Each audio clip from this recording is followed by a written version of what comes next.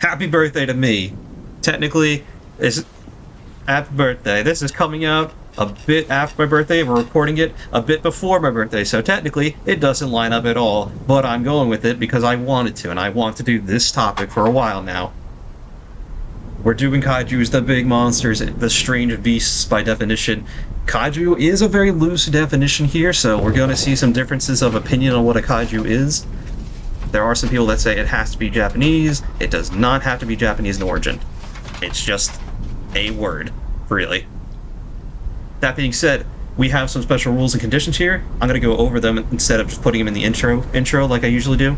First one, no repeat picks, but there are some specifications where some of these monsters did change over time. So if someone wants to pick Showa-era Godzilla, you can, but they cannot also pick Godzilla from, say, -1.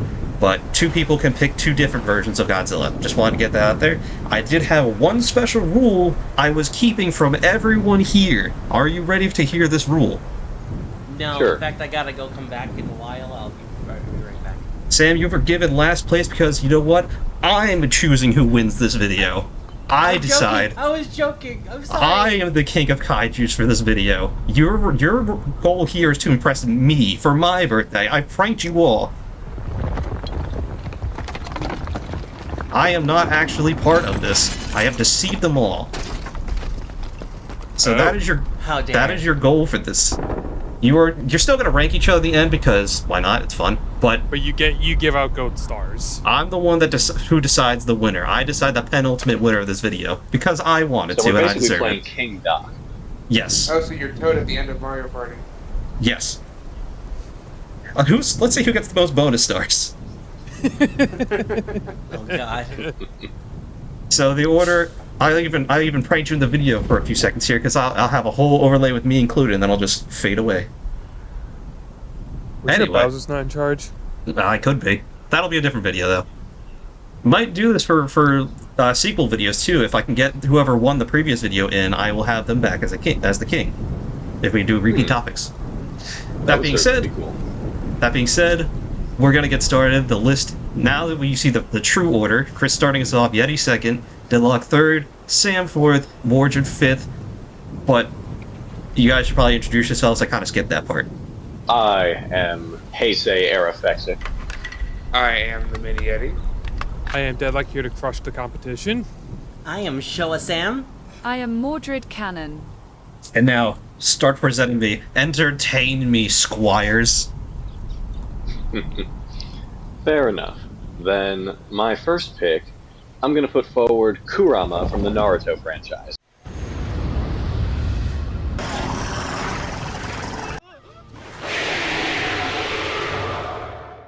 I would not have thought this as a kaiju, but you know what? It fits. It definitely fits the description. Also known as the Nine-Tailed Demon Fox, or simply the Nine-Tails, Kurama is one of the nine-tailed beasts created by the Sage of the Six Paths. A being made of pure chakra, Kurama is the largest and strongest of the beasts, towering over his siblings at a daunting, roughly 984 feet when standing upright. Though I should note that measurement only applies to before his chakra was split in half. The portion of him sealed within series protagonist Naruto is still around a respectable 328 feet, and has shown to be little less destructive than when he was complete. Kurama is quite literally a force of nature. The very first page of the Naruto manga claims that he can cause landslides and tsunamis simply by shaking his tails. He was also able to effortlessly decimate the Hidden Leaf Village, which is best estimated to be about 2.5 miles wide, and home to between 10,000 and 15,000 trained shinobi. Better still, the combined might of those shinobi did little to stop him in the long run. If the 4th Hokage hadn't sealed him inside Naruto, Kurama probably would have destroyed the village in its entirety. The most devastating ability in his arsenal is by far the Tailed Beast Bomb, which he and all of his siblings can create. This ball of chakra is generally fired from the mouth and explodes in a massive destructive radius whenever it hits a target. A single Tailed Beast Bomb can rearrange entire landscapes, and Kurama can dish them out in generous abundance. He's durable enough to block a superior Tailed Beast Bomb from the Ten Tails, and even with half of his strength, was strong enough to damage Madara Uchiha's Sage-boosted Susanoo and defeat 5 of his Tailed Beast siblings at once. From a human perspective, Kurama and his kin are especially scary because they can't be killed. If slain in the traditional sense, they'll just reform in the wilderness after a time and begin their rampage anew. The only surefire way to stay a tailed beast for a time is by sealing them within a Jinchuriki like Naruto, and hoping that that Jinchuriki doesn't lose control of the beast's power. And he's a homie by the end of the series. Oh yeah, just a real one. Not something I would have expected out of a kaiju list, but again, he does definitely fit the description.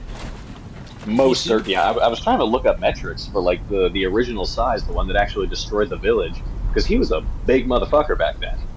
He's But even by comparative image, to you can mountains. definitely tell by scale. Yeah, easily.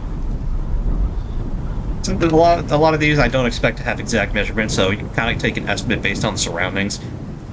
Yeah, this one I had to comb a couple of chat rooms and forums because I don't think it's ever actually stated in the manga or the anime just how big Kurama is.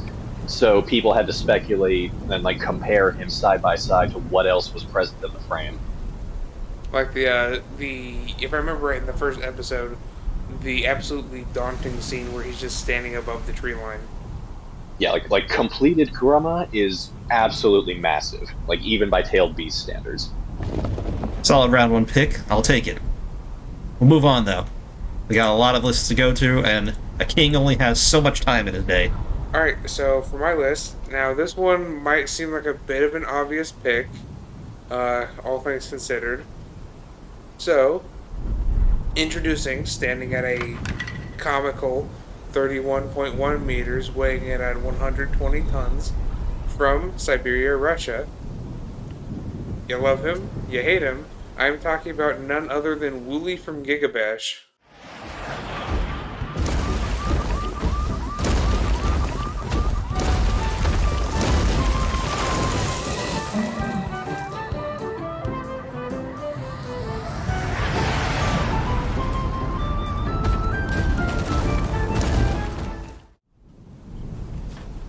I don't think I'm familiar. Let me share a nice image. Nor I.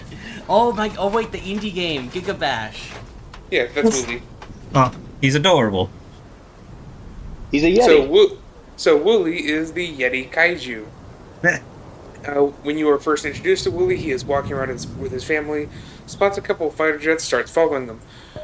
Not long after he starts following them, he wanders into a town, accidentally knocks over a couple of buildings, and then the military sick their machine on him.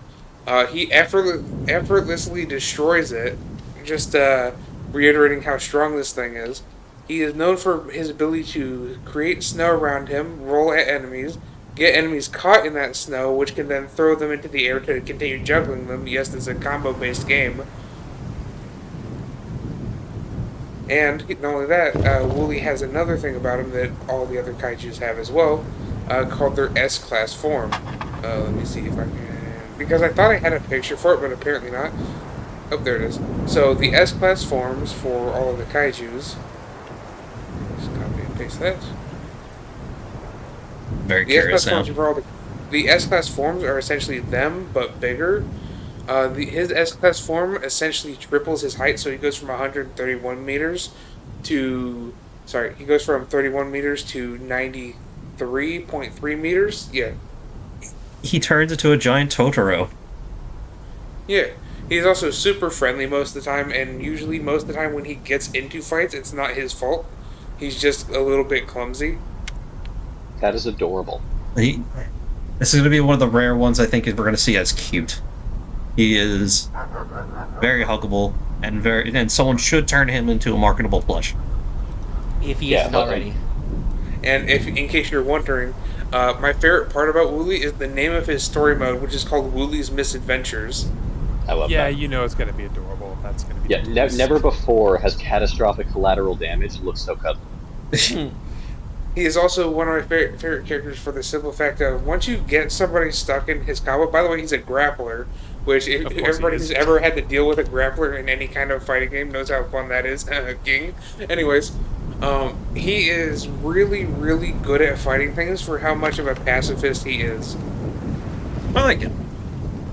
Yeah. I like his bad. color Also, scheme too. huntable monster is a grappler. He's not great in ranged combat, but that makes up for, he makes up for that with his comical amounts of hyper armor. I mean, grapplers are usually the tank of the rosters. Yeah. Good pick. Good pick. I like it. Solid pick. Something different right out the gate. I'm okay with this. Yeah. I'd go so far as to call him cool. Writing that down. Hold on a second here. Okay. It's in my notes now. Keep my name out your fucking death note. I am the king here. I don't even need a death note. Alright, next servant. Go. Present. I'm sorry, how big did you say he was? 31 meters? Yep. About 270 feet and some change. I think we could go bigger than that. How about 441 meters long with Dalamadur?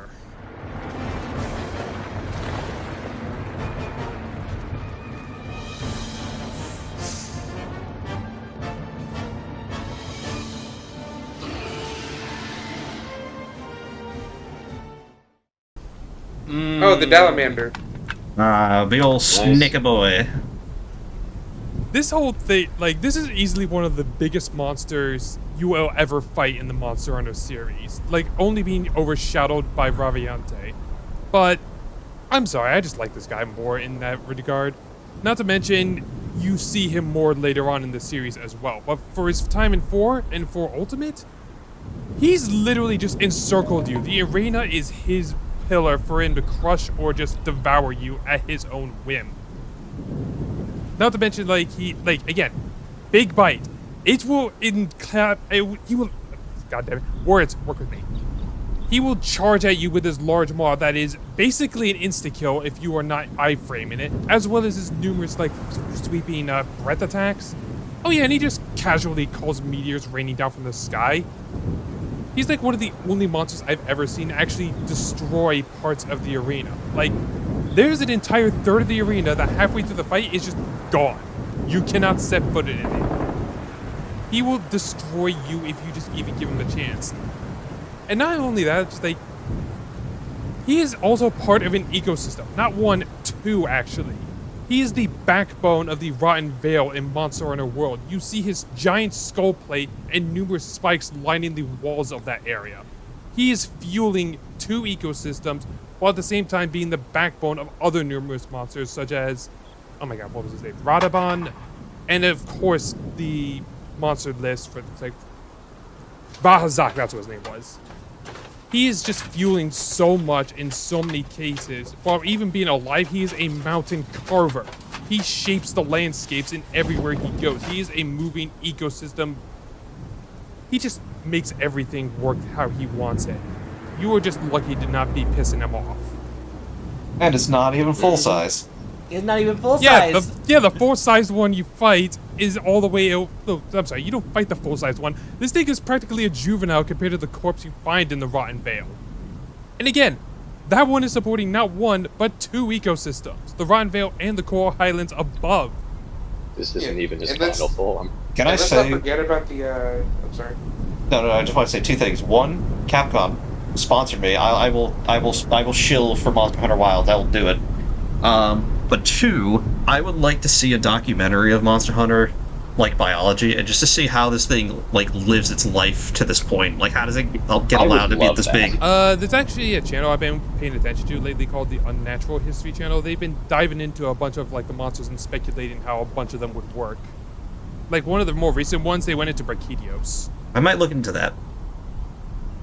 I was gonna say Rage Gaming, who also does stuff like that. Oh yeah, that's right. Yeah, but like they actually taken looking like biological, comparing them to like actual real world animals to see how they would actually function. No, yeah. Rage. Rage does that too.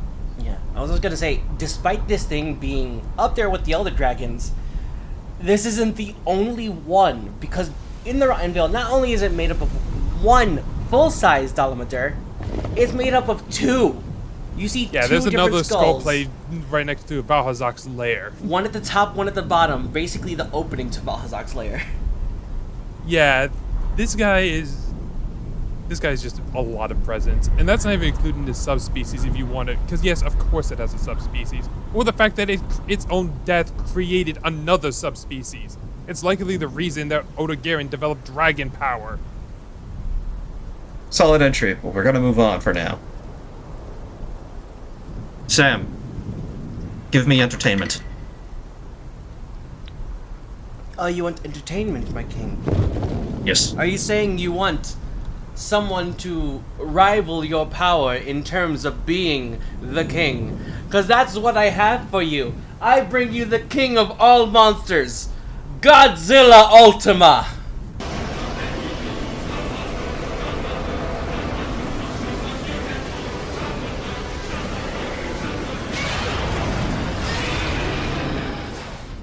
So, from the anime Godzilla Singular Point, which tells you the answer before you get the question, you see the evolution of Godzilla from being a sea-bound creature to splitting evolutions 3 times to make Anguirus Rodan and the next evolution of Godzilla. And it just gets increasingly more and more dangerous as everyone's trying to figure out what is happening, where are these creatures coming from, why are they coming in more frequently, and oh shit, there's a giant lizard now in our backyards with... You see the ray that it's shooting out. Like, how do you even... I'll tell you how. Time travel. That's how. What? So its beam works via time travel is the best way to describe it. So how its beam works is, are you familiar with the theory of sending a state of matter, like an example plasma, back to the same point in time so there's more of it in that spot? It sounds similar to That Xana is- Prices, yes. That is what this version of Godzilla does. So those rings basically cause a looping effect which loops the beam through itself. This is one of the depictions where Godzilla is strictly against humans. It's trying to get to a certain point to cause a black hole to erase all of existence because it's basically trying to reach the negative matter for its own positive matter, or vice versa. You gotta love when Godzilla's just being an absolute dickhead for no reason.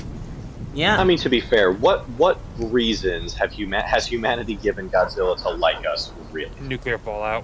Exactly. We created Godzilla. That and the fact that this show introduced me to not only the Godzilla entire franchise, but also to my favorite big boy, Jet Jaguar. Let's go! Jesus Christ, this is... Alright. Sam has talked about this before, but not really giving me answers on it because I didn't ask too many questions. But now that I'm more into No, you got the Kaijus, answer. I just didn't give you the question. whatever. Point being, the singular point being, Yes, the singular point being. So I will leave the explanations further down the line so that we can explore this later while I bring up more example images. Also, the long tail. I do like this Godzilla design. I like the blue, purpley kind of icy look it's got with the spikes. Yeah, I that's think really there's been cool. a few of that Godzilla versions that have had that. Quite to that tail color. must be devastating when it hits somebody. It's like, as it is armored. Like, Very at that, so. like, with a tail like that, this version of Godzilla just looks like a snake that really likes leg day. Yeah. You know, when I saw Singular Point, my first thought was, I think Toho took the whole people making fun of Shin Godzilla's legs personally. A solid round 1 entry and a solid first entry for Godzilla. I'll take it. Mordred, blow this one out of the water. Put it back. So for my first choice, I move us back to Naruto Shippuden, but with one of the lesser appreciated tailed beasts. I call upon the 5 tails. Kokuo.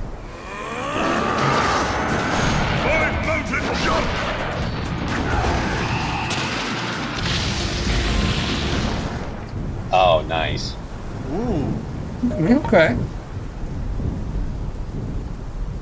Educate me on this one. I'm definitely gonna need education as well. Sheppuden's where I stopped watching. I watched all of it. I've Cool, seen them cool. all, but I didn't look any further into the details of these things. I'm only well aware of 1 and 9, to be fair. Yeah, Kokuo was cool. He's actually one of the few tailed beasts that AJ would actually want to be the Jinchuriki for if Kurama was off the table. The only ones I'm really familiar with are 1, 9, and 8, because they're the only ones that really got fleshed out in the series. Yeah, she would prefer 2 and 5. I would prefer 1 and 7. Yeah, I know of 1, 9, and also 9. But one thing they don't tell you about 1 is he gives his Jinchuriki magnet release. You can basically be Ninja Magneto. Like, I would love to be Shukaku's Jinchuriki. I mean, yes, he's a little immature, but who isn't? I mean, honestly, how can you be a Jinchuriki without being immature? Gaara. So if he was traumatized, there's a difference. No, it's... I think she uses fire style, and then you can use that, like that blue fire that her body's made of. Oh wait, is this the one that the bubble dude had? No, that's the Six Tails. 5 So it's was... essentially the same as Kurama, but weaker, obviously. But it was the author's attempt at fusing a dolphin and a horse. I heard somewhere that the Jinchuriki Han was actually planned using his boilie. NG chakra like a collocation. That's actually an interesting concept. Yeah, a dolphin and a horse. I can kind of see it. I definitely see the horse. The dolphin, I can kind of see a little bit. So, to help Mordred out, Han is blind and the Five Tails uses steam and he can see through the steam. Oh yeah. So it's yeah, like Kokuo gives you fire and water release at the same time and combines them into steam release. So it's like the variant for Mizutsune. Or the hell was that Pokemon? The 6th generation one that could do that. Volcanion? Volcanion, that's it. It's in Japan's wording. Yeah. And then you have his signature move known as the Five Mountains Jump, where he basically puts the entirety of his body mass into the singular point of his hoof, dealing a comical amount of damage. Mm-hmm. I mean, that's Yeah, what happens when you compress water. Yeah, after basically jumping into what is effectively low orbit and coming back down. Yeah, like Rapidash used Stomp, and it's a critical hit every fucking time. Yeah, especially because a horse stomp is pretty strong to begin with. When did this become Pokemon? We Started started. drawing comparisons to it. That's when. When the Akatsuki decided they had to catch them all. When Fire Nation attacked. Jeez. D, all of the above. The crazy thing is, all the descriptions fit. And unlike Kurama and other tailed beasts like Sun, Goku Kokuo is actually calm and collected. Yeah, the others. Also very independent.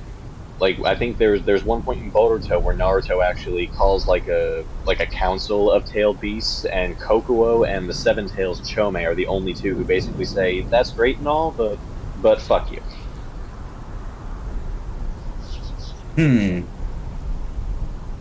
Here's what I'll say so far for round 1. There is someone that I have clearly in first, I have clearly in second, and then I think the last 3 positions are kind of close, with someone I think in a good third position. That's all I'll say for now. Shall we move on to the second round? Mordred, if you'd like to start By us all off. means. For my second, I bring up behind 3 walls. Oh no. Oh no. Oh, interesting. I heard 3 walls and I'm like, ah. Oh, Yep, you know where that's going. I had one thing in mind, but that's all I can think of. So let me see if my guess is right. I might have a bigger thing in mind. Imagine standing on top of one of the walls and all you hear is a roar and hundreds of giants appear in a flash of light. Ah, now I know where this is going. I don't know where this is going anymore. I feel like I do. I feel like I haven't I do, seen it, but I unfortunately. know where this is going. The Beast Titan.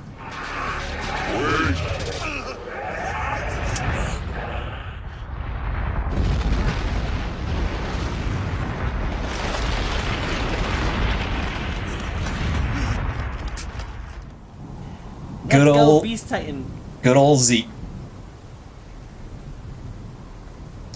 This actually works because I did watch this anime sometime early this year. I watched all of it. I was obsessed for a little bit. Gods, this thing is unsettling. Yeah, I mean, all alright. the Titans. I was are, gonna but, like, say, but are this any of thing them not? particularly.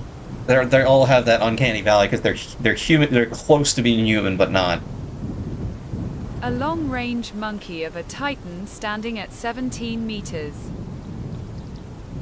Yeah, he's a pretty large bastard. Mm-hmm. Is that the whole point of being a freaking Titan? No, not all of them are that big. Some of them are only a little bit bigger than people. They are bigger than people, though.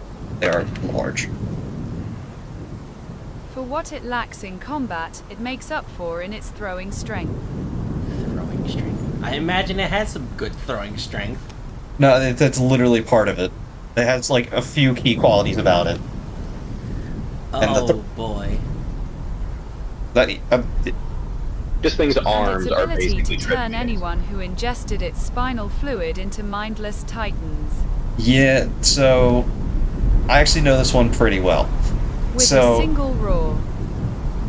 Yeah, it is. It is. It is I would call it the intelligent Titan. You have to be smart to use this one, and it's also one of the Titans that can talk. One of the only ones that can actually just speak. Yeah, that.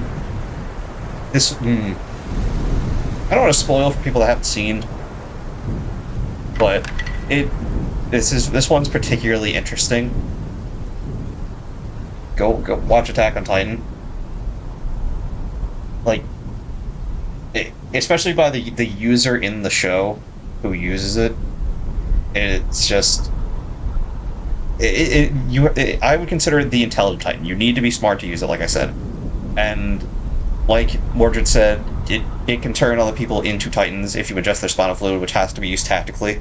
I guess it's already a spoiler because she mentioned that, but whatever. I'll put a spoiler warning. I'll start doing spoiler warnings in the beginning for these things, for all of them now. I'll throw fake ones in the beginning like I did last time.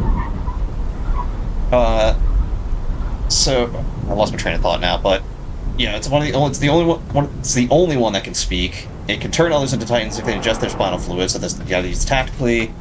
It is the second largest Titan behind the Colossal Titan, I'm pretty sure. Well, third if you count the founding. True. The founding after it started everything, yeah. And like. Well, actually, there is one other who can speak. The cart. Oh right, I forgot about that. Yeah, I can. Oh, wait, and technically the dancing can speak too. Anyway, go ahead, Sammy. Alright. Well, if we're gonna take this anywhere, why not do it what Doc suggested earlier from my first pick and send it back to the sea?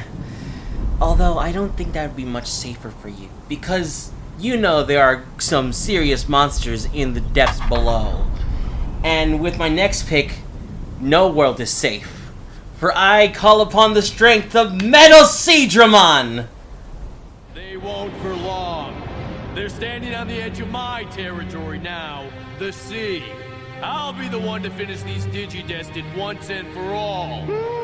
Bold words. But you're not the first to make such a boast, Metal Seadramon. But I will be the last. Respect. Not the one I was thinking of. You're fucking pandering to me. No, I actually legitimately picked this. That's fine. This is my second favorite of the Seadramon evolutions. Actually, third. This Digimon covered in a gilded chrome Digizoid. Not only is it a terror of the seas, It is also one of the 4 Dark Masters from the original Adventure series. It is one of the Digimon that was one of the biggest BBEGs for the Digidestined. And having to overcome this one, which was, if I remember correctly, essentially the leader of the 4 Dark Masters. Nope. No? Okay. No, that was that was Piedmon. Okay, it's been years. But it's still a very powerful Digimon in its own right. And also, you gotta love the Seedramon line. They look so cool. They do, which is why I love them. That being said, in the show, if I recall, I believe he was the first taken out of the Dark Masters, either him or Machine Dramon, I can't remember which. Maybe. And they took him out kind of easily, from what I recall. They really underplayed my boy in the series. But also to have Metal Seedramon parallel one of the first encounters they had with a Digimon being regular base Seedramon My boy. is quite the parallel, and I love the fact that they brought this back as one of the big BBEGs at the end. I was gonna say, I think the first one to die was Puppet Mom because they cut Machine Dreamer loose from his strings and he basically ate him. Nah, Puppetmon was like the last one before Piedmon. Oh, I thought Machine Dreamer killed him. No, well then, he might have been second. Because I know it was either Machine Dramon or Metal Seedramon first. And then Piedmon obviously was last. So, regardless, I do love this guy. I do prefer Mega Seedramon out of all of them. That version is my favorite. Metal Seedramon is good. The only thing I'm not crazy about with him is that weird cannon hole face he's got going on. Look, I had Mega Seedramon on the list right up until we got to actually recording, where I swapped it out for Metal Seedramon, because it was not really showed off anywhere. Meanwhile, Metal Seedramon was one of the 4 Dark Masters. I think you only really see it in the 2020 anime, right? Like Mega Seedramon? I haven't seen the 2020 anime, so...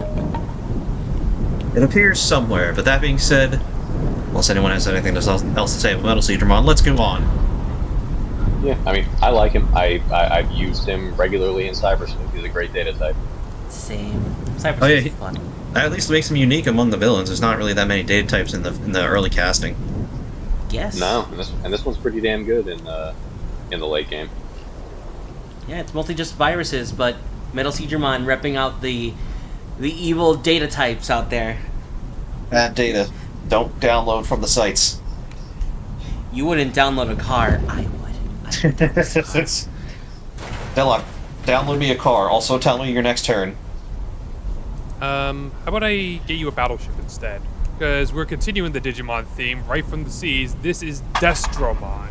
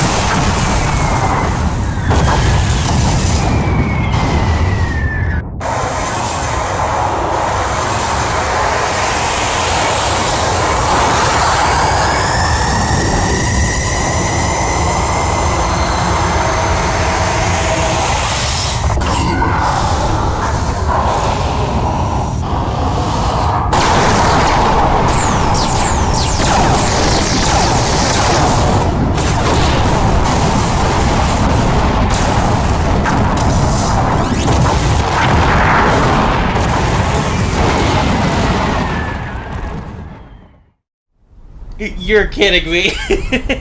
He did mention Digimon earlier. I did mention it. Do not say I didn't. No, it's just the fact that we both had Digimon on our list. Alright. Well, I was debating between two, but you know what, Destromon? Why not? You girls are so cute in your matching colors.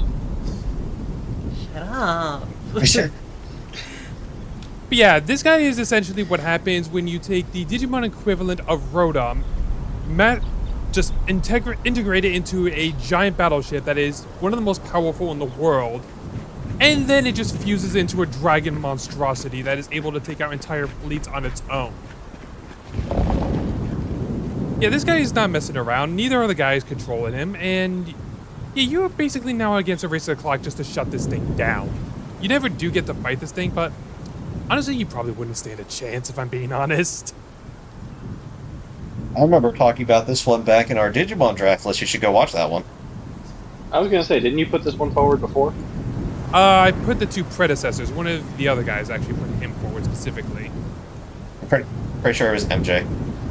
Yeah, it was probably MJ. Well, it wasn't me, so I know that. Yeah, but unfortunately, his predecessors don't really.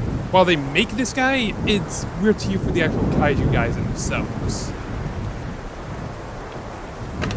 And yeah, like I said, would level the entire naval fleet as well as air force in a matter of seconds before moving on to try to go on to a city before it gets stopped. Give it a few years. I think we're working on this one right now, actually.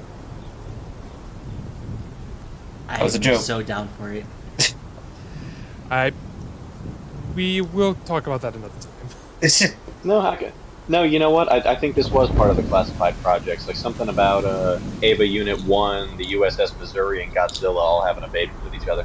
Nice. our tax dollars go into good work. Exactly. What has science done? Amaze the king. To be fair, this thing also came about because of terrorism, if I'm being honest. Yeah. Doesn't everything? Unfortunately. Not to get too political, but let's move on. Not a bad entry here, Deadlock. Not a bad one. Yeti, hit me with something. But don't actually. I'm the king. If you hit me, I'm going to send you to the dungeon. So, keeping on the idea of destruction, for this next kaiju, I'm going to have to go back in time, way back in time to the 1950s, or more specifically, 1954, when this kaiju was created. So, during the early days of Godzilla, during its first appearance, Godzilla was introduced to the one weapon that could kill him, known as the Oxygen Destroyer. Oh no. The Oxygen Destroyer, which did kill the original Godzilla, had an unfortunate side effect. So the Oxygen Destroyer was then assimilated by a form of microbacteria, which then began to evolve. That microbacteria, didn't look too bad. It kind of looked like this. I think I know exactly where this is going, and if it is, this is going to be huge for you, Yeti. I know where it's going. So it kind of looked like this, and then it was in this little test tube while they were studying it. Then said test tube broke, and it broke out, killed a few fish, and it looked like this. Oh, this is not going where I thought it was, but I'm curious. I think I know where this is going still. The trilobite's growing out of control. Carcinogenesis, let's go. Then it grew, and it grew, and it grew. And like the hungry little caterpillar it was, it got bigger. Oh. Is this the evolution line of Destroya? Yes. So, and then it started eating people, and it started getting bigger and bigger in its juvenile form. Then it promptly proceeded to hit its aggregate form, which then looks like this. What the which it was then able to fly after its battle with Godzilla Jr., which looks like this. And then we get to its final form, or as it's promptly called, its perfect form. Cell? I am, of course, talking about Destroya, the only monster in the history of the Monsterverse who has killed Godzilla twice in the same movie.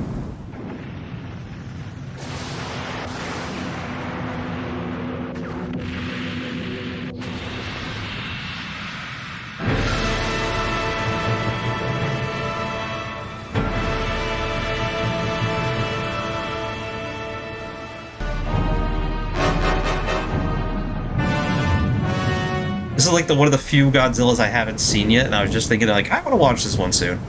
Yeah, this thing is like probably the most deadly adversary Godzilla's ever faced. So this thing is pretty much Godzilla's Satan. This thing makes Godzilla's battles with King Ghidorah look like a flash in the pan.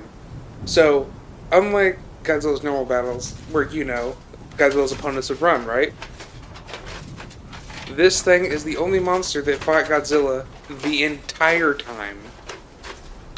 It did not run. This is not the monster I originally thought you were talking about.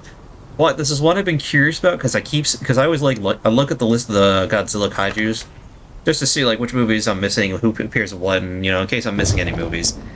And this is one I keep looking at, and I'm like, what is the context around this dude? And he just looks like Godzilla Satan. That's what he looks like. And let me get down to the nitty-gritty of this particular kaiju. So, on one hand, it has its Oxygen Destroyer breath, which can cripple Godzilla with relative ease. It's able to damage Godzilla's skin, which most high-tech firearms that the military in the series cannot do. Like, they could not scratch Godzilla's skin. Most of the monsters in the series can't even hurt him.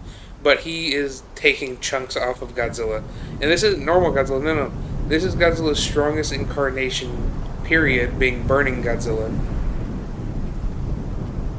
Let me put an asterisk on that. But impressive. Where Destroya's weapons are, it's the fact that if you are within a certain range of it, you can't breathe. It's the fact that it can destroy the oxygen in the air with its breath. Its giant fuck-off laser horn. Oh, is that what that is? Yeah. Yep. And the fact that it wasn't shown in the movie, unfortunately, it was shown in the manga for the movie. Its chest opens up to fire a giant fuck-off laser. Because of course. It kind of looks like it because it's got those cracks leading into the middle there.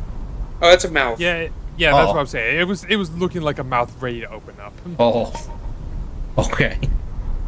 Yeah, in the game Destroy All Monsters Melee, like its little tap beam attack, it does shoot like a little ball out of that mouth that explodes when it gets close, and it can swing its horn around with an extended version of it, like a fucking lightsaber. Yeah, and also side and unrelated note, if you ever do find a clip of this, I highly recommend you showed it.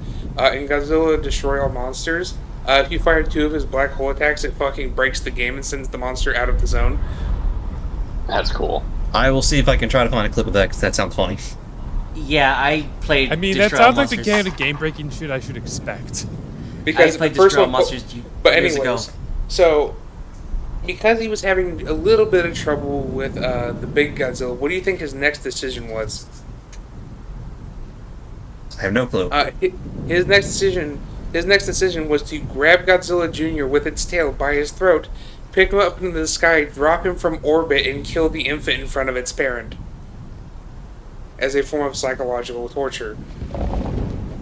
Yeah, that's gonna go well for you. This thing is fucking evil.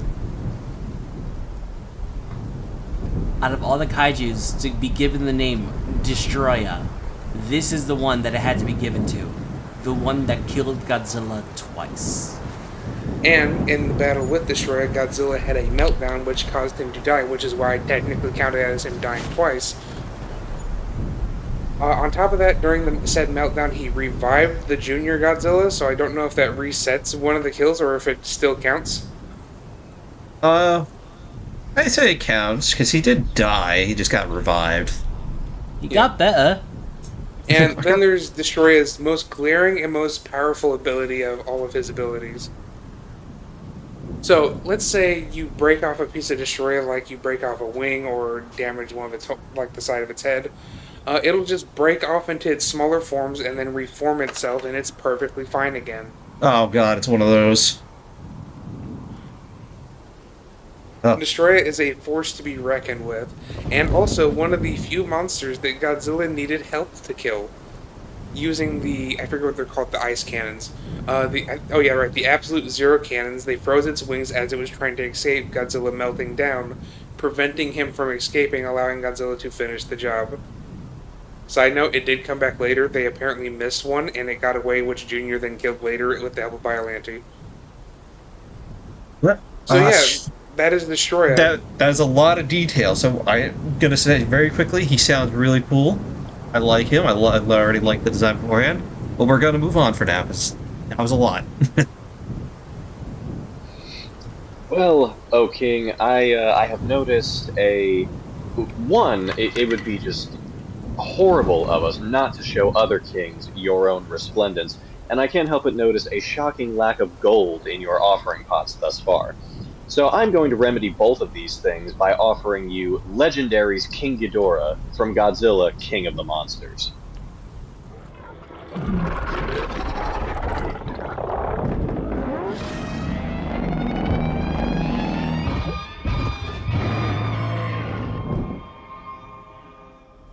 Gonna say Mega Seedramon is gilded.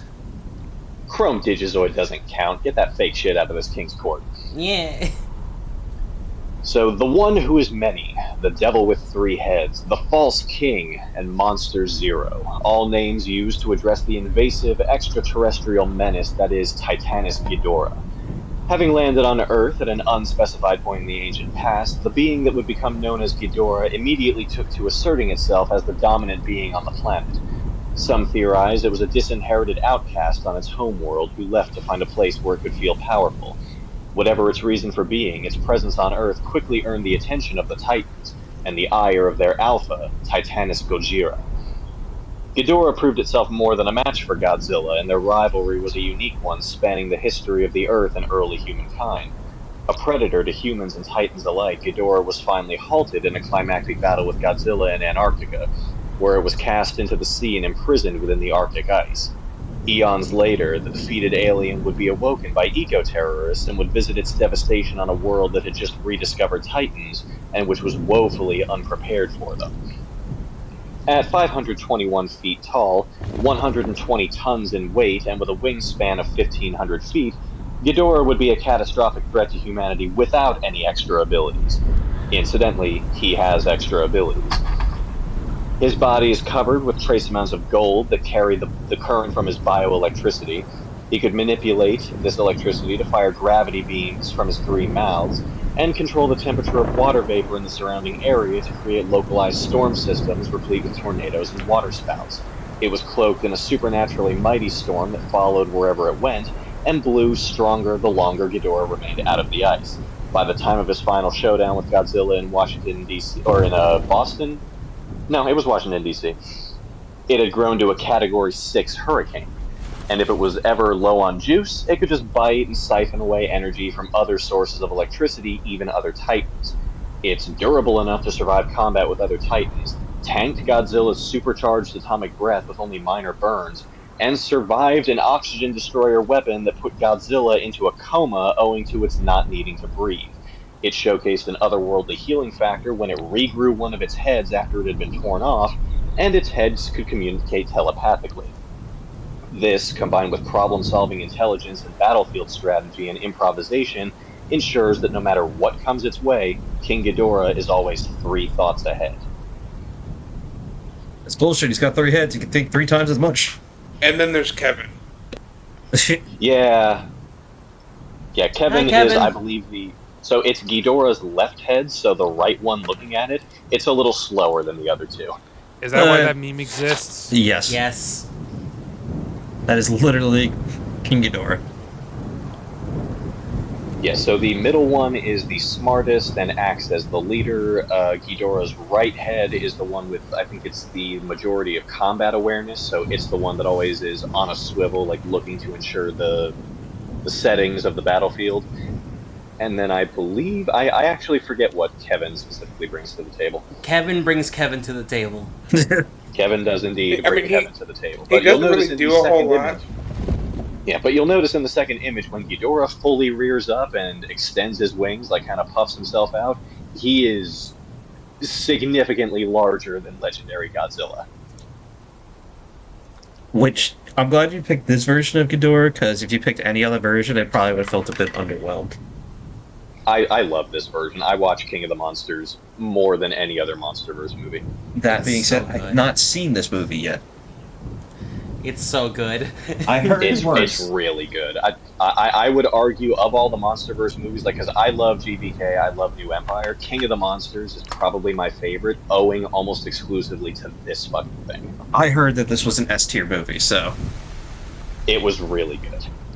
I will get around to watching it. I want to rewatch the 2014 Godzilla and then do the MonsterVerse. Hit me up if you want to like do a screen share thing. I will gladly watch these with you. We said that last time with the horror movies, and I just started watching movies. Okay, I decided to start looking into this Kevin one, which was a better affectionately named. He's basically the curious one, the one that's not interested in combat at all. That's it. Yeah, he's the inquisitive one. So for round 2, here's what I have to say. One of you, let me take a look. I would say two of you improved, 2 of you went up for me. One of you kind of stayed neutral. One of you went down, in my opinion, and the last person also kind of went neutral. Well, I'll just say that for now. That's all I'm gonna say. But so let's go into round 3. Give me more entertainment. Don't you me. You don't even know which one I'm talking about when it comes to you. Right. Shut up. Well, for Be careful with those assumptions. Moving swiftly along to round 3. Now that you've proven your kingship to an extraterrestrial being, and I have offered gold, I am likewise perturbed by your absence of a mount, specifically your mount, that time-honored one that we assigned you so very, very long ago. And so, I gift wrap and return it to you now, Gogmazios, from Monster Hunter 4 Ultimate.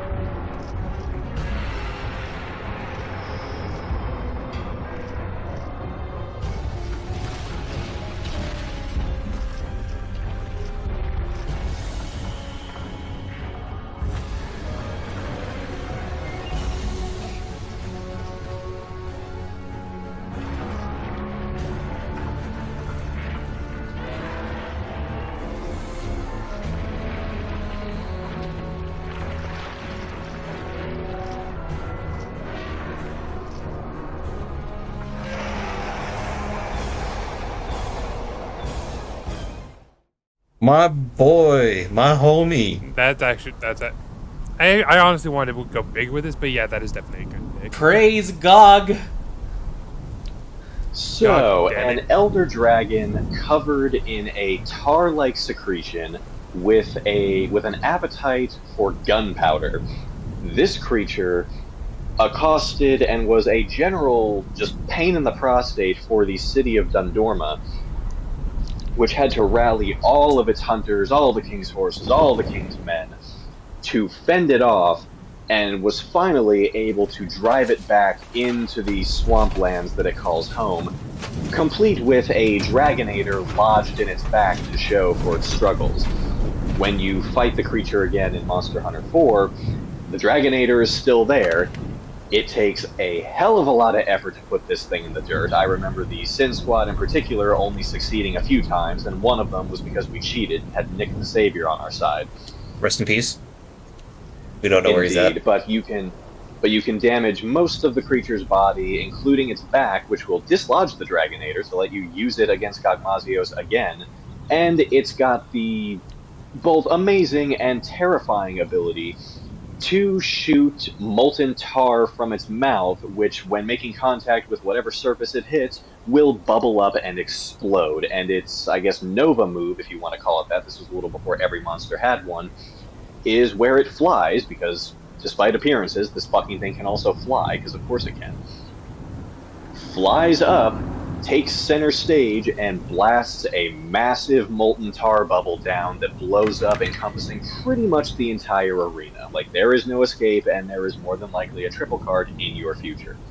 All because Dundorma has gunpowder, and Gog is hungry. Should also explain the legend as to why I'm attached to this thing.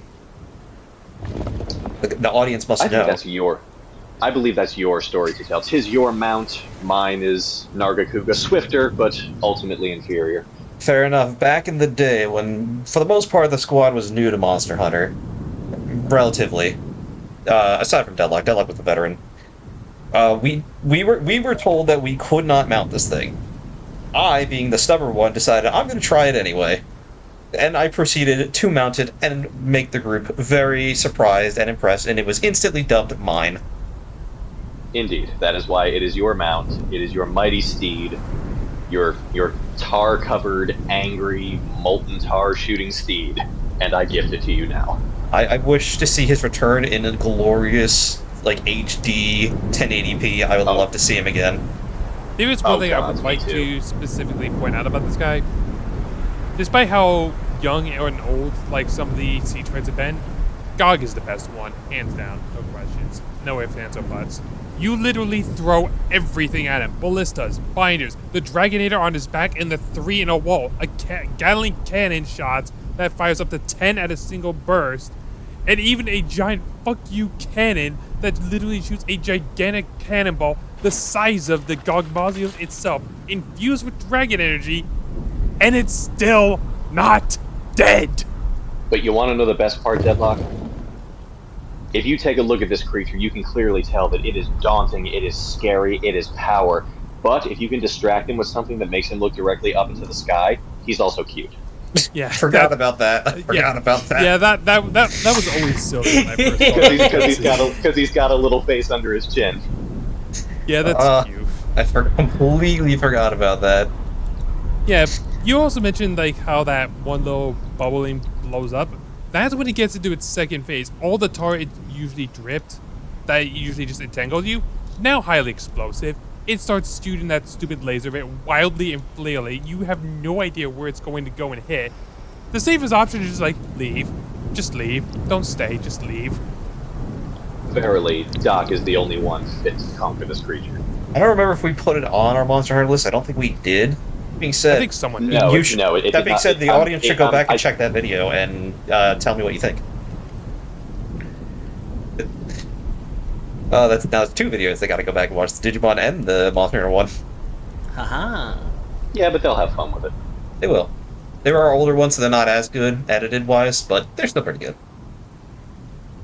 That being said, Yeti, I don't know how you're going to follow yourself up after Destroya. That was a tough, and after God Monsters, you got a hard round 3 here for you. Oh, I got one. Believe me, I got one, and for a completely different reason, too. Because I'm going to choose one of the most unfortunate monsters in the history of the monster movie franchises. This poor bastard has been written out of more movies than I can count. He was planned to be in Godzilla Final Wars. He was planned to get his own Versus movie with the big man himself. He was planned to appear in the Mothra movie twice. I am, of course, talking about the poor bastard Varan.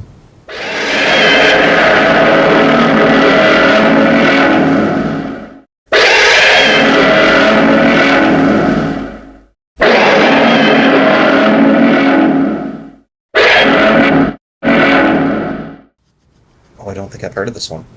Or maybe I have, and I just don't recognize the name. It's just Varan.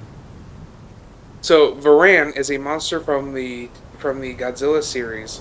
Varan has a notable track record. You know, his own abilities aren't really that notable. He is known as the Mountain God. He's known as Varan the Unbelievable.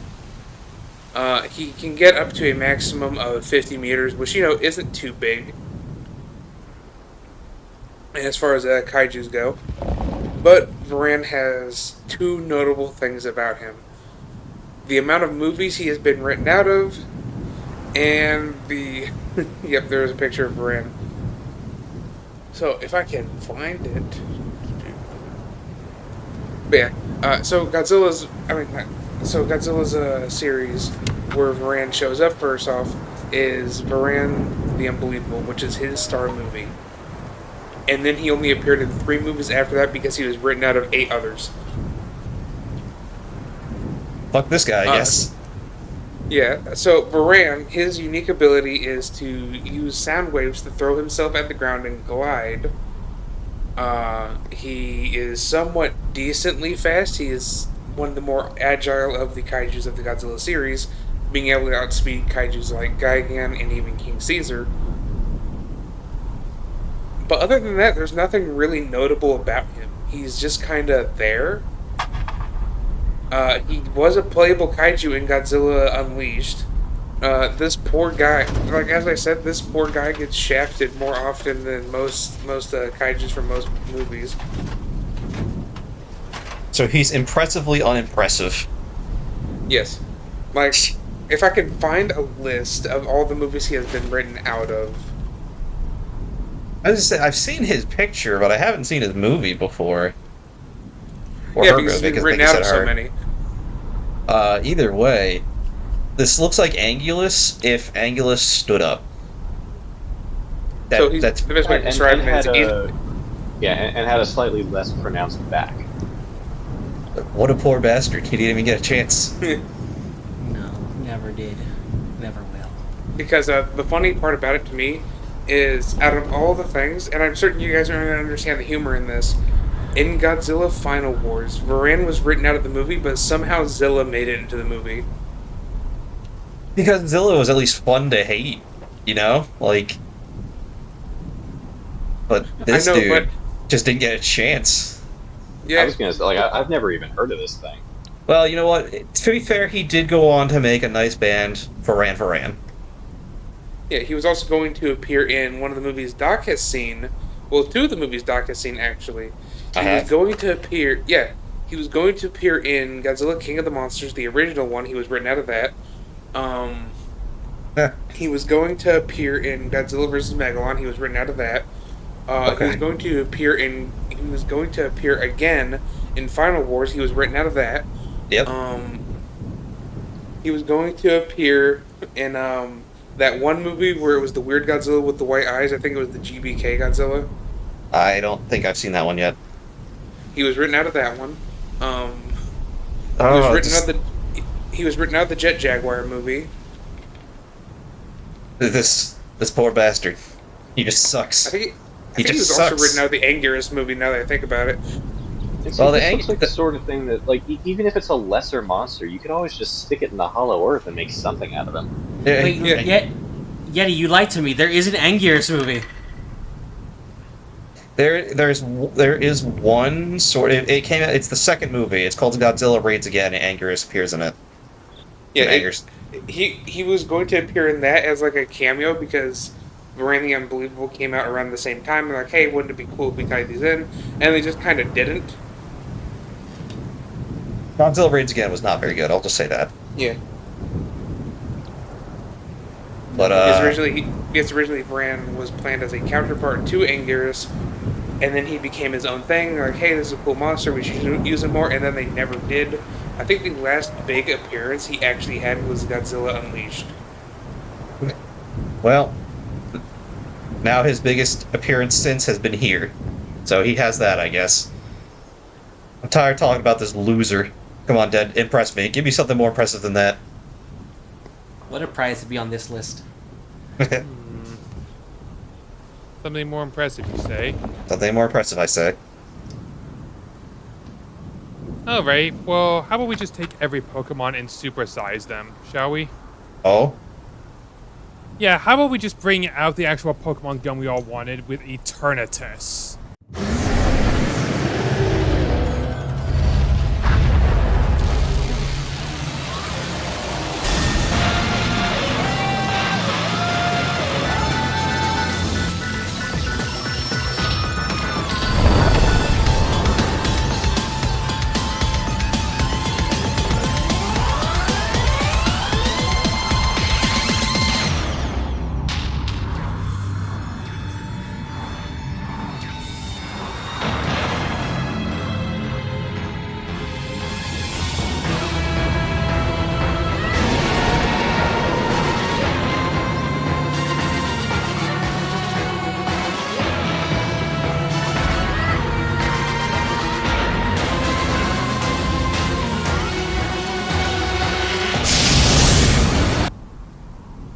Okay, I didn't expect to see a Pokemon on this list, I'll be real. I thought about it, but decided against. Honestly, when you have the whole generation that's dedicated to making all these giant Pokemon into Kaijus, why not just have a Pokemon that's the source of it all and has God's hand while we're at it? Eternamax. Eternamax is always just... I'm sad we don't get to see more. I can kind of get why the thing is just absurdly busted stats. And let's be honest, without the 2 dogs helping you out, you would never winning this thing. You never were. Its mere presence is altering reality.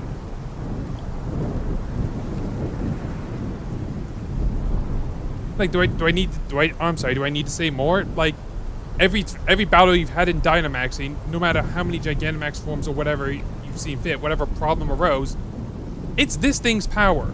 And it's this thing's power that has lasted for over 30,000 years and continues to do so, even while it's just slumbering. There is that much latent energy in this thing. I'd say you could say more, but unfortunately, Sword and Shield was not the best written. Unfortunately, but That honestly, being- Let let me add a little thing. I gotta say, design-wise, he's very unique compared to any other Pokemon. He's got this weird polygonal, like N64 fighting polygon team look, and then he turns into Final Destination. Mm-hmm. Complete with Master Hand. Exactly. But guys, this crisis that we're gonna have in 1,000 years or so, we gotta take care of it now. Yeah, it wasn't the brightest. Wasn't the brightest light bulb. Wasn't the brightest light bulb, not the brightest writing. I don't know what was going on there. Regardless, Still, and it's very awesome somewhat... Pokemon. Finally, nice to see an actual like poison legendary, and really makes you think about what Eternatus is actually doing with this power of his. I was going to say the typing was unique for being a poison dragon. That being said, we did get one the game prior, but it wasn't as story important, and I still wish it wasn't dragon for the fact that I just want legendaries to not be dragons all the time, you know? That being said, he's still cool. Mm-hmm. Dragalge could be better. That was 2 generations before, but you're right. I did forget about Dragalge. Yeah, but despite the fact Sword and Shield itself did not leave much of a lasting impression on me, Eternatus still pretty cool. That was more due to writing than anything else. Let's be real. Yeah, I'm not gonna blame Eternatus for that. For what little he did, for what little screen time he was allowed, he left an impact. Yeah. Interesting take. Like I said, I didn't expect to see any Pokemon on this list, so interesting. I just hate that the very next game literally took away his signature move, showcasing Eternamax. Well, that's a Pokemon issue, and nothing we can really do much about that except don't buy the games. Yeah, I'm honestly just We'll see. We'll see. The next 2 games they may have learned. We'll see though. Yeah, We'll see. But for now, I head it off to you, Sam. I still hold the opinion that Sword and Shield was good up until the first 3 badges, and then at the end game after the Elite Four.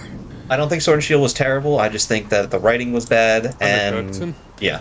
But we're gonna move on. This isn't the topic for discussion. Yeah, let's move on. We are here for the Giants. Yeah, we're here for the Giants, and who better to show off a giant than one who was placed, who is made to represent the king of all monsters himself in a different media. Because you can't just take Godzilla's name and put it wherever you want. No. It's gotta fit the scene. So who better to fit the scene of this fantasy RPG than the Tarask? Oh. Okay. Good pull. The Tarask Very good. The Tarask is this large, imposing creature, very famous in the world of D&D, Dungeons & Dragons, as just being the endgame boss that everyone fights. It is large. It is asleep in every single world. Yes, that is lore. That is canon. These things do not die. They just sleep underground until something awakens them. In which case, they just come out of the ground and rampage across the entire world, destroying it before going back to sleep. Pretty much, and if you kill it, you did. If you kill it, you didn't. You didn't. It regenerates no matter how hard you actually kill this thing. I believe it's anything short of a wish spell cannot kill this thing. Also, in the extended lore, it's one of the few things that can actually, like, erase a god. Like, if it eats a god, yes, that is one of the few ways you can actually kill one in the Forgotten Realms. It has to devour the god. But yeah, the Tarrasque, a big imposing creature with spikes on its back, so that means it's prey. But it's just the one creature all campaigns want to get to and be like, yeah, we took down a Tarrasque. What do you have to say?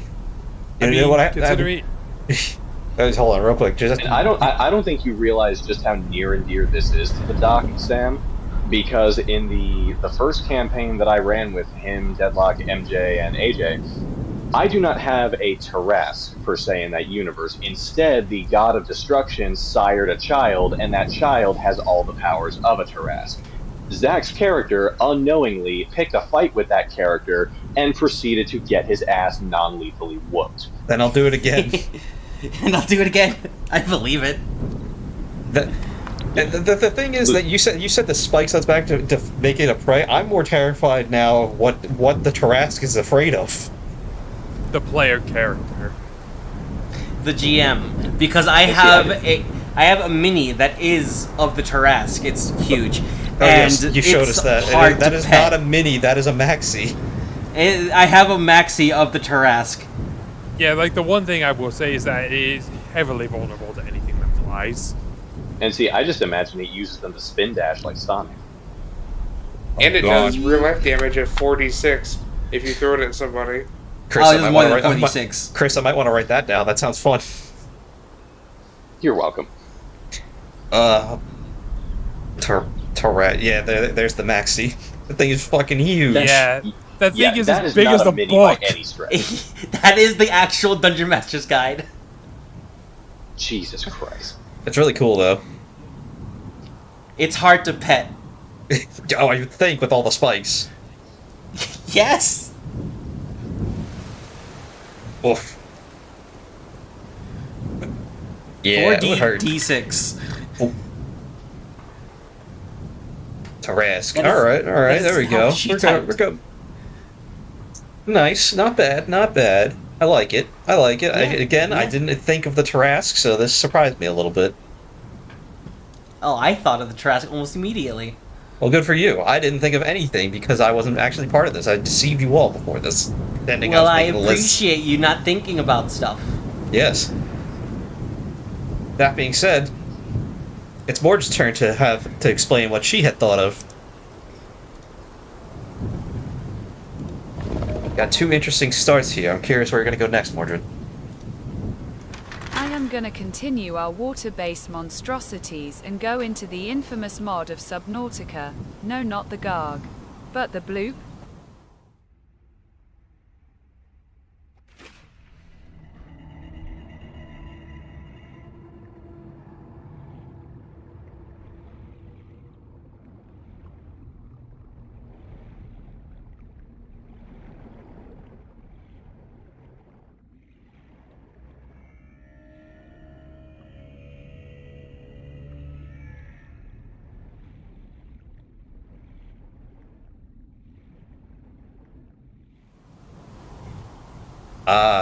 You didn't get to use it last time, so you wanted to use it this time. I see.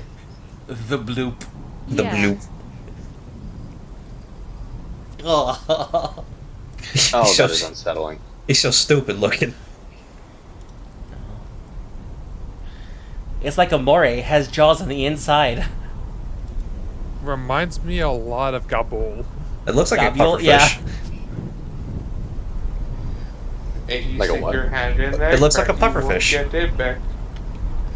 It's like a cross between a pufferfish and a This stone thing will suck you in through a vacuum of water and you won't see it till it's too late. Given that description, you might be correct, because that is kind of how stonefish do it. Dude, stonefish is like having invisibility as a superpower and then mag dumping somebody for accidentally stepping on your foot. Yeah. Jesus. The Bloop is very silly in design, at least. But this thing's swimming around. Is thalassophobia on crack. He looks like he has eyebrows, but he shaved off the eyebrows. Yeah. Super Blue 3. And the worst part is that second jaw. Put your Second. hand in that Oh. crack and you don't get it back. Yeah, Like anything That's with a amore. pharyngeal jaw.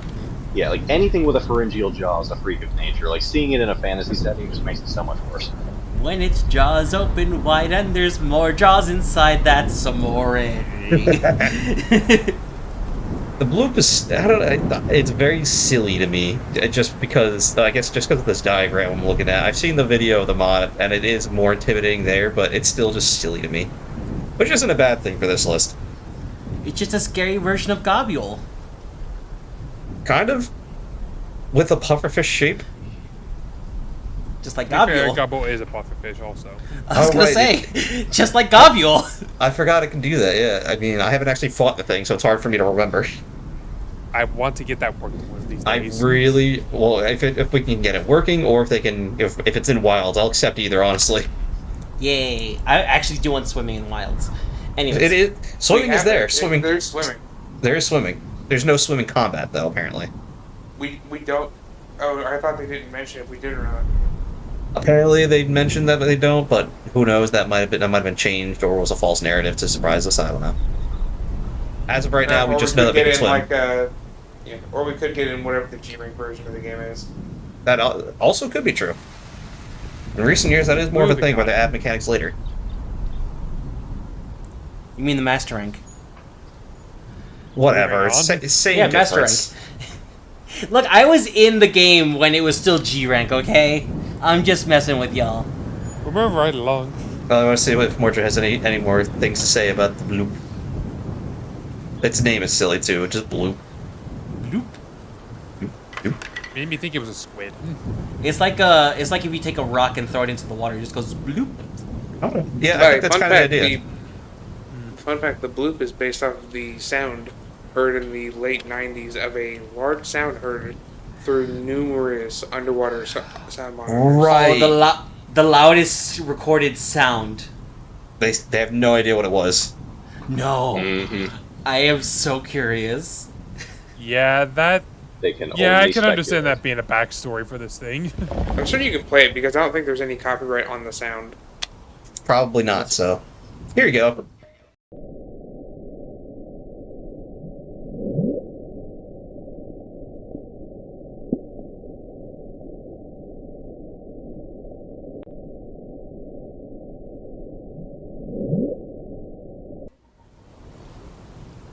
Yeah, so that was that. I forget what the sound was, Do you want to go actually. for a swim now? No, but I do want to do some deep sea research. I really do. I also do, but without going into the deep sea. Yeah, AJ would be right. Yeah, AJ would be right there with you for that. She loves that sort of thing. When are we getting the Pixel Doctor Scuba Squad together? No. I mean, we can do that, and we can do that in Subnautica 2 if you have an Xbox. Oh no. We do. I would literally put a whole research team together to do some deep sea research if I could. I had that funding, I would do it. Oh, absolutely. Where we Mordred, should even begin, though? that being said, Mordred, any final thoughts? Opinions? Information? Not really, just fuck the bloop. That thing and the Garg make me want to stay away from modded Subnautica. Fair If you wanna enough. stay away from Subnautica. Don't. But saying fuck the bloop is just really funny. This is why whenever I get a boat, I usually call it the SS Fuck the Ocean.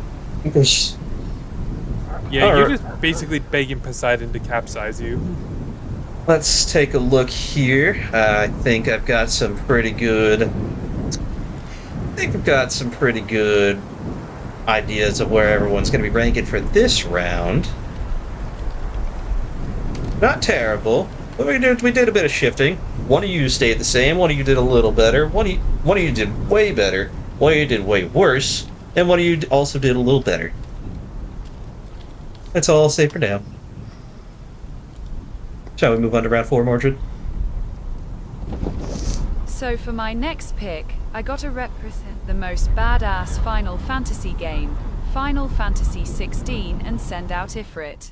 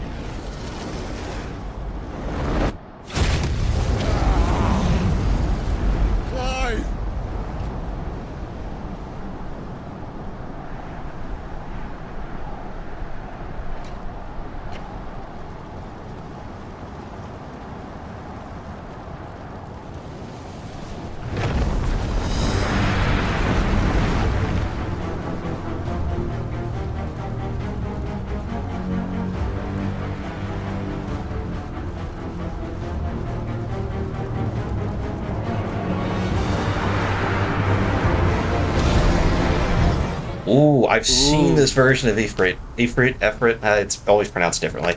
Either way, I loved this one.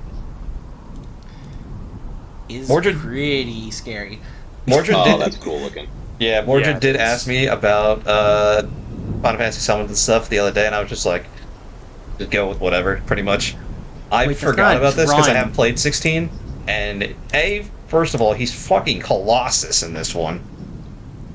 They all are, to be honest. Well, yes, but I'm just saying, like, in 16, they are huge, and he is really cool looking in this. That And then picture's a there's figure. That picture's a figure. Yeah. Yeah, it is. What I of it? need that. It looks very pointy and hard to hold. It looks very pointy and hard to hold, and I need it, and I need to hold it and give him a hug. I feel like that would just be a very bad dusk mat thing. Look, I gave my can- Tarrasque a hug, I'll give this thing a hug. I can respect that. Humanoids don't do it for me, and you've all done a good job so far of avoiding things that are too humanoid. Yeah, I feel like with something like Kaiju, you have to incorporate at least something of monstrous. I mean, it is partially humanoid with the human side of it. Yeah. Yeah, that's the thing. The Ifrit itself is not humanoid in design; it is demonic. Yeah, True. Ifrit is very much a departure from a lot of other ones, especially like I think earlier versions of it where it was much more goblin-like, the ogre. More like an ogre, yeah. Yeah, ogre thing. Yeah, Yeah, this then I thing is think, definitely a hellfire 10. demon. Yeah, and then 10 is when they started making Ifrit look a little more beast-like, I think. Yeah, they start around that time. They all get slightly changed from game to game anyway. But imagine enjoying your day and that thing just popping up because its host lost control, or you're a soldier thinking, we've got this, and it shows up. I like the idea of just seeing this giant monster pop up out of nowhere. It's like, alright, you can handle it. We've got No, this, turns around. Okay, The I'm worst going thing, home. I think is something like this, just knowing what this thing does, you probably wouldn't even see it first. You would feel the increase in ambient temperature from like 2 area codes away. It's right Yeah, behind me, isn't it? Nope. I like to imagine Ifrit just hiding behind a mountain. Nope, not here. But I love the summons in Final Fantasy. I haven't played Final Fantasy games much recently. I need to get back to it, but I love the summons. I honestly, this is really nice for me. This is a reminder of how much I love Final Fantasy, so I actually really appreciate this pick a lot. Mm-hmm. And that one particularly, like, Ifrit particularly is like, oh boy, here I go wildfiring again. He's also one of the Boy. more reliable ones consistently throughout the series. Like, some of them get better and worse within each game, but Ifrit's pretty consistent. So I actually... Kind of hard to, Which is good because that means kind of hard to fuck up, show up, burn shit.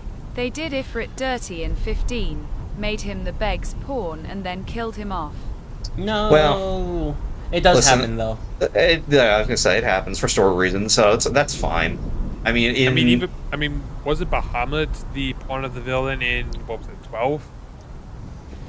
Bahamut's been the villain in a few of them, including Yeah. 14. No, but I mean, like, he was the pawn of the villain in like 12, and he's like the most powerful summon there is. any of the Esper summons, Titans, whatever they're called, because their name is different in each iteration.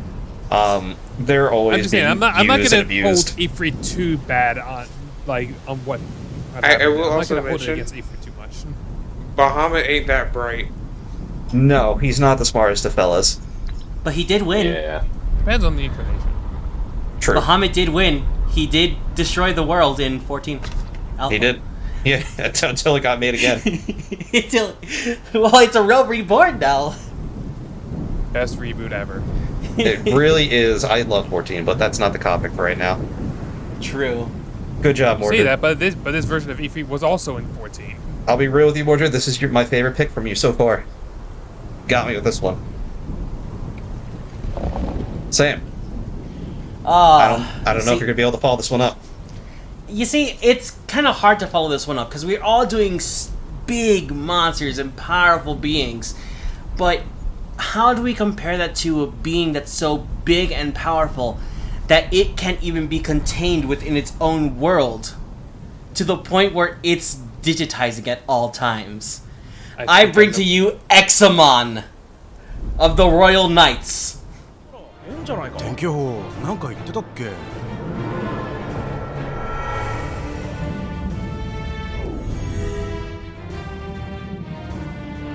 なんかやばくないか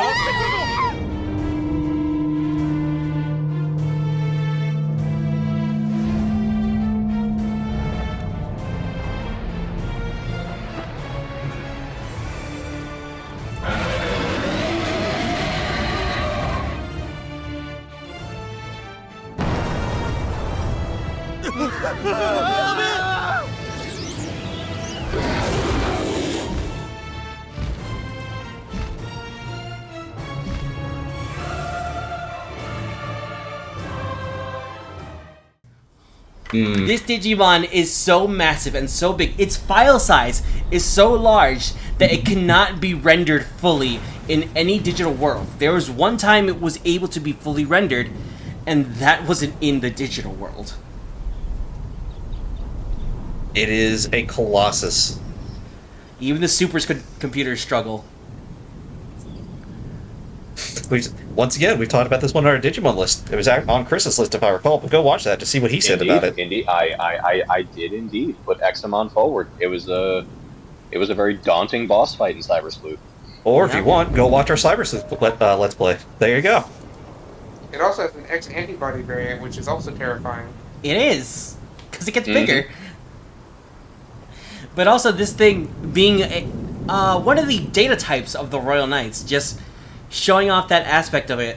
Like, it looks big and imposing and either evil or benevolent, and yet is neither vaccine nor virus. It is a data type. Mm-hmm.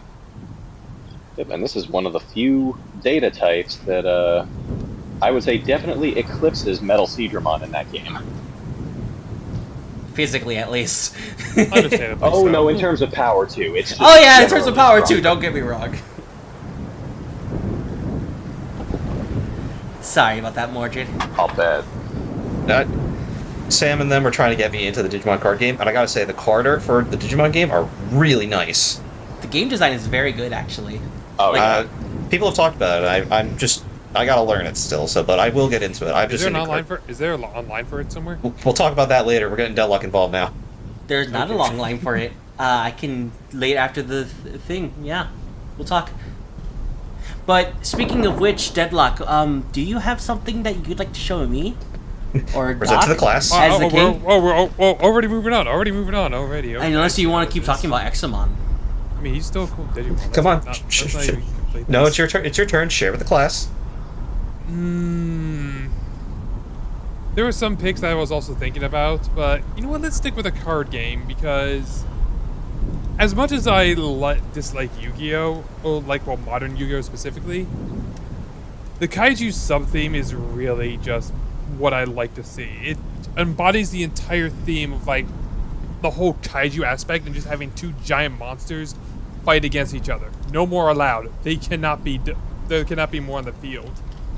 But if I had to pick just one from this archetype, I'm just gonna go with the one that's based off King Ghidorah himself mentioned earlier. This is Thunder Dragon, the Lightning Strike Kaiju. Is Kaiju it? Oh, I love Kaiju so much. Modern Yu-Gi-Oh! So much bullshit that goes around in these days. Here's something that just says no to all your invulnerability. It just says, I tribute it. Here's a monster in your place. Here's mine. We're fighting. It is just about as much as you would want from a Kaiju fight, somehow worked into a card game, and I just love it. But with this guy in particular, he's not just content with just dealing your one Kaiju. He'll just continue on and attack 2 more, maybe even you directly while he's at it. And what more can you want from, like, the king of the monsters? Well, the actual, like, king of the Kaijus in this case. No, I just like this archetype, and he's just, the most powerful one of them, in my opinion. We have a joke in that is our other very server. daunting card art. We have a joke in our other server with Peter. A running joke in Yu-Gi-Oh! Because some of us like to run this archetype, and we have an emote just for Kaiju it, just Kaiju it. And while it's not the one that we use in that emote, again, I just think this guy's the most powerful and versatile of them all. That's always a work in your favor. There's a bit of an emotional connection with this one. Not the card itself, but just the archetype as a whole. That's about... None of the images are that great. They're either too blurry or too small. Yeah, but that's the problem you always get with Yu-Gi-Oh! Cards online, unfortunately. It's true. I mean, I kind of get the idea, and it looks damn cool. I mean, I like King Ghidorah, obviously, so this thing is... Yeah, you know, like how, like, with most modern Yu-Gi-Oh! Cards, they have, like, will be just special summoned back to your field if destroyed, cannot be destroyed by card effects, all that bullshit. Right. Yeah, well, Kaiju basically just says, fuck all that, I'm tributing your monster instead. You're not negating this out of this. In a totally broken game, Kaiju does kind of make things a bit more tolerable. There's also Yeah, Lava just like, Golem. just screw all your super monsters. I sacrifice it to have a monster of mine battle another monster of mine. Yes, these basically are a later version of Lava Golem. That's basically what these are. Yeah. Only 1 instead of 2, or in case of Raw, 3. Lava Golem is still great for removing 2 at the same time to get rid Yeah, of like, those you still haters. want them for, like, those kind of decks, but here you literally just nuke your entire opponent's opposition in just one fell swoop, and I love it for that. Not bad, Deadlock, not bad. I don't have too much of a particular attachment to the Kaijus as a whole, but you know what? As a nostalgia factor from the group, I'll take it. That being said, let's move on. I don't think there's too much to be said about this card in particular than what's already been stated, so Yeti! Alright, for this one, we go back to the realm of Monster Hunter. Oh boy, which one are we going with this time? Pick wisely. We're going for one of the most unique monsters in this series of Monster Hunter. Originally thought to be an Elder Dragon, later discovered to be not an Elder Dragon. We are, of course, talking about the Tyrant of Ice, the White God, the Avalanche Wyvern. I am talking about Yukanlos.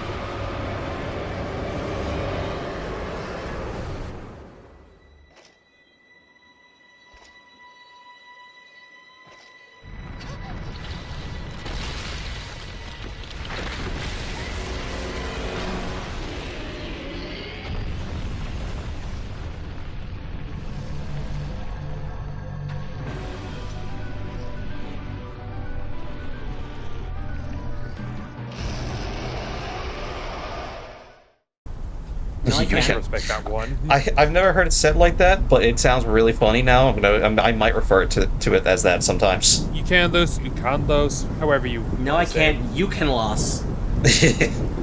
You can lose. That is basically how fighting this thing feels. It is tanky. It has a lot of armor.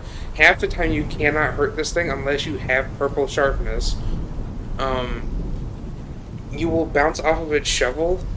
I say it's shovel, it's chin. The good old shovel chin. Good old shovel chin. Insert Originally- metal shovel punk sound here. In Freedom Unite, it was originally thought to be a elder dragon, then was later discovered to be a species, as well as an entire warning, like how to describe it, an entire situation where you are to keep Eucanlos and a Cantor away from each other at all costs due to the situation of the battle itself, and I quote, would cause an ecosystem disaster of unprecedented proportions. If anyone has seen One Piece, if you've seen the lore of the two admirals, the one that has the ice delver and the lava delver, that's basically the outcome of what these two will do. They'll basically destroy the ecosystem completely and make it uninhabitable for most life. Yeah, and let's not forget the best part about Eucanlos. Not only can he dig, not only does he have a lot of armor, not only does his armor look absolutely fantastic, but the official classification of Eucanlos is a flying wyvern. Yes, it is. I forgot about that. Why is he a flying wyvern again? Because apparently its forelimbs are devolved wings. Yes, so if you look really, really closely, Eucanlos and was the other one Akantor? Akantor. Yeah, Akantor. There is a little tiny like web membrane that goes from their armpit like down to where their leg connects to their hip. There's also I still refuse to call them that because that is bullshit reasoning. There's also Fun trivia, but bullshit. Yeah, there's also the forgotten third sibling, Odi Batasaru, but nobody remembers Odi Batasaru. I don't. So what? I mean, Sorry. Frontier. Odi. Frontier, I'm guessing. when it comes to winning and losing, there is the possibility that I can't or you can lose. So I keep mispronouncing this fucking thing's name because I can't ever remember how it's spelled. So it's Odi Bato Rasu, being the third sibling that has a cannon on its back, but he's completely different and unrelated. I think he's a frontier monster. I had to look him up because I've never seen this dude before. This Really cool thing? though. Yeah, I think that's the frontier monster. Yeah, it is. Okay, and let's not forget the best thing about Eucanlos is this fucking meme. Oh no.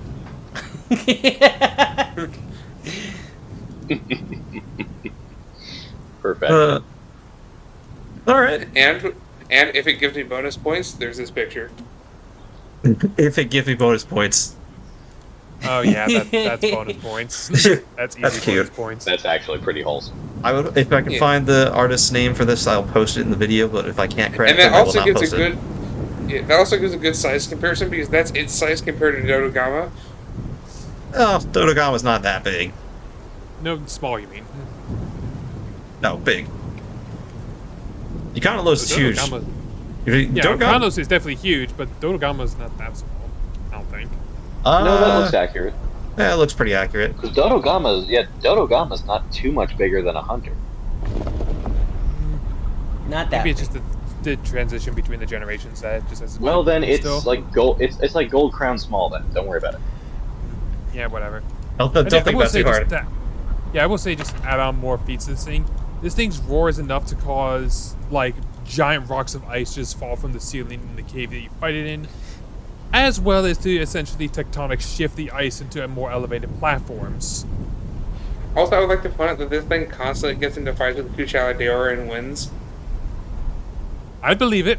Yeah. I believe it. Shadiora Because is tough, but it's not the toughest. Yeah, because just from his sheer weight, he just flat ignores the wind pressure.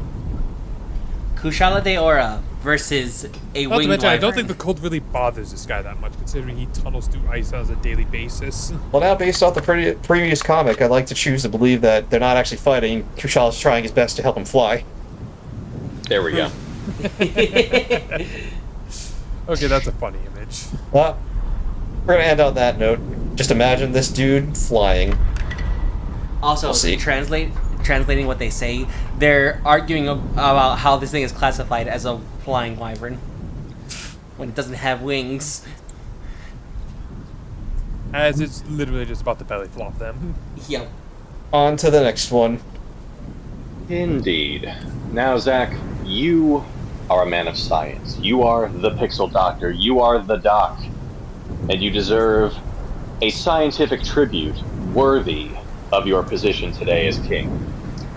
To that end, I give you a relatively peak example of what has science done in the Mega Kaiju from Pacific Rim Uprising.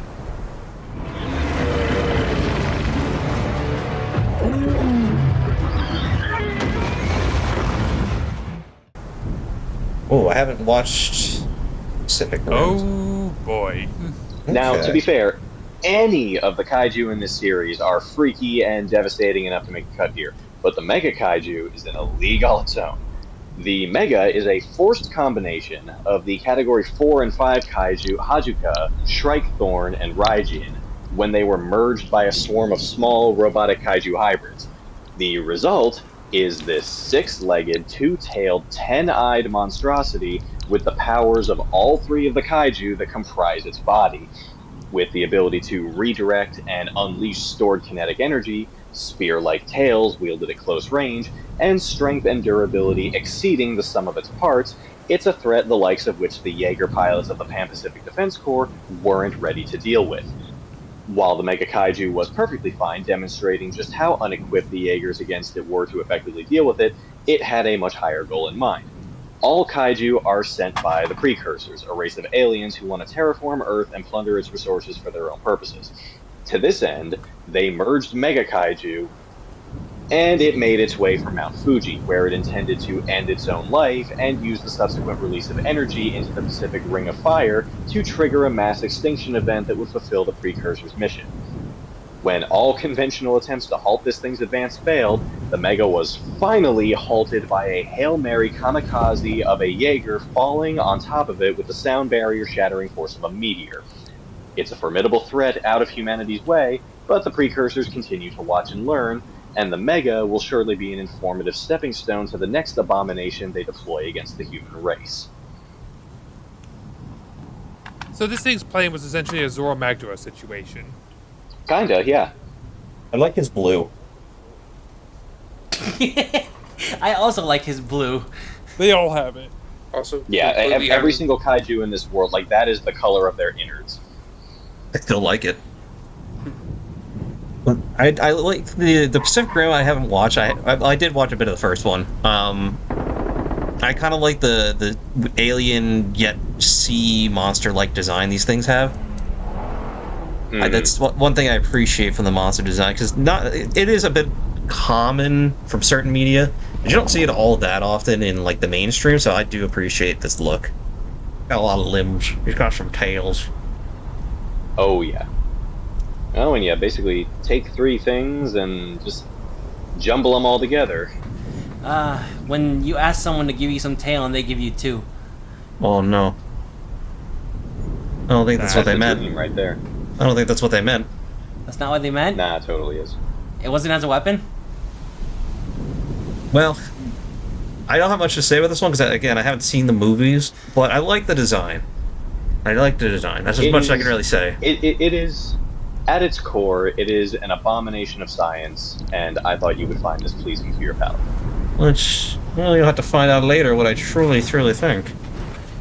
Might be Indeed. under...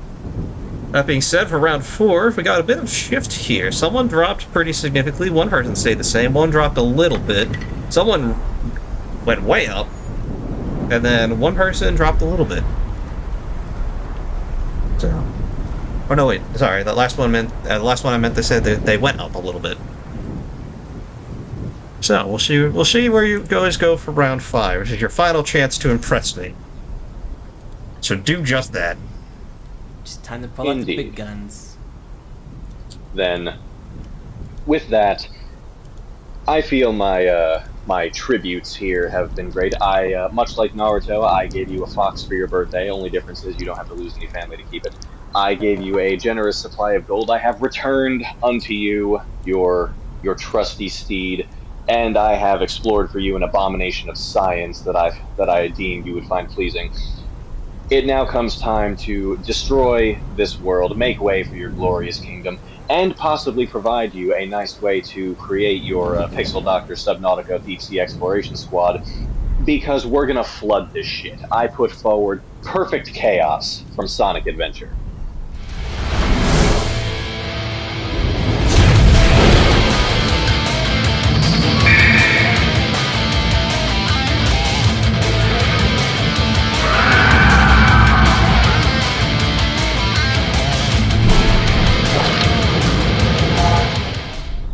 I always imagine him going harp with all the water in his throat. I don't know why. I just always think he'd be choking on his own water for some reason. Primordial, destructive rage. By the events of Sonic Adventure, that is all that remains of the creature known as Chaos. A powerful mutant Chow who came to be worshipped as a god, Chaos spent its time watching over the Chow as a protector and guardian in their dwelling place at the Shrine of the Master Emerald. But when the Knuckles clan started down the path of conquest and sought the Emerald for themselves, they attacked the Shrine and the Chow present, prompting the normally kind Chaos to succumb to its negative emotions and go on a rampage. It was only through the intervention of Tikal of the Knuckles clan that Chaos was sealed within the Master Emerald, bringing its destruction to an end. That is, until 3,000 years later. Having become aware of the legends of Chaos and its destructive powers, Dr. Eggman freed the creature as part of his bid to take over the world. Chaos was given access to the Chaos Emeralds by Eggman, with each one it absorbed giving it a larger, more powerful form. After it had gained enough power, Chaos stopped heeding Eggman's orders and began its destruction of the world anew. After taking the 7th and final Emerald for itself, its body changed again, becoming the godlike living disaster known as Perfect Chaos. Because of its liquid body, Perfect Chaos essentially is any water that it comes into contact with.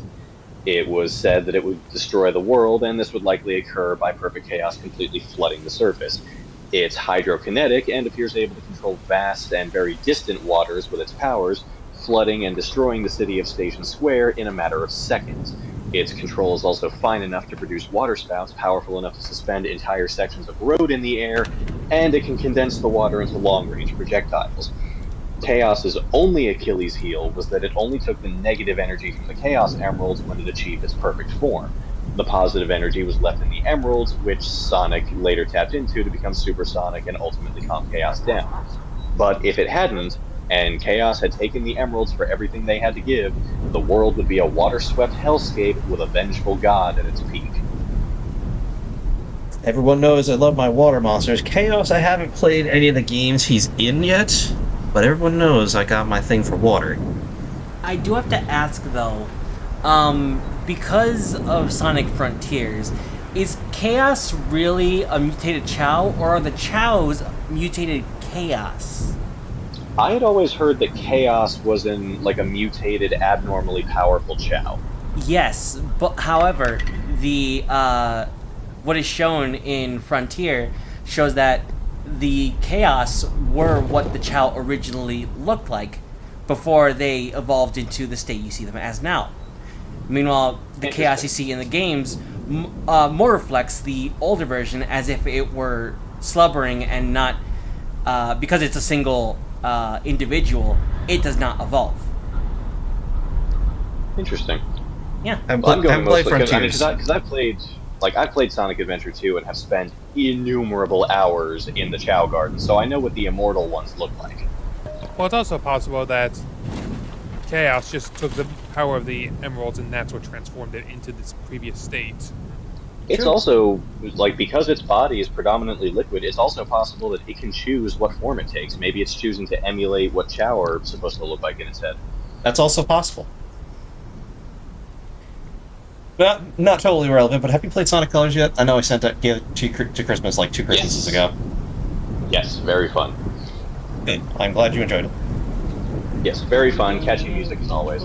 Yes. Alright. We may progress now. I just had to get that question out of the way because I was curious. There we go. This completes my tributes to you. Also, it's a good fight in Generations, I will add. Well, we'll see how that does for you in the end there, Chris. Yeti. Yeah. Present. Go. No, I know. I was just trying to find the name of something because I had this thing planned out. I fucking forgot the name of it, and now I have to go look for the name. So I gotta write this thing down. I thought I did, but apparently not. You He fool. picks Pichu. You make the king wait? He picks Pichu. Moving on. You good over there, Yeti? Yes, I remember exactly where it is the problem. Whatever. I'm just gonna have to go with something else because I, honest to God, can't find it. If any of you find it, good on you. It was in the Godzilla Legends comics. But I'm gonna have to go with none other than Red from the Godzilla NES game.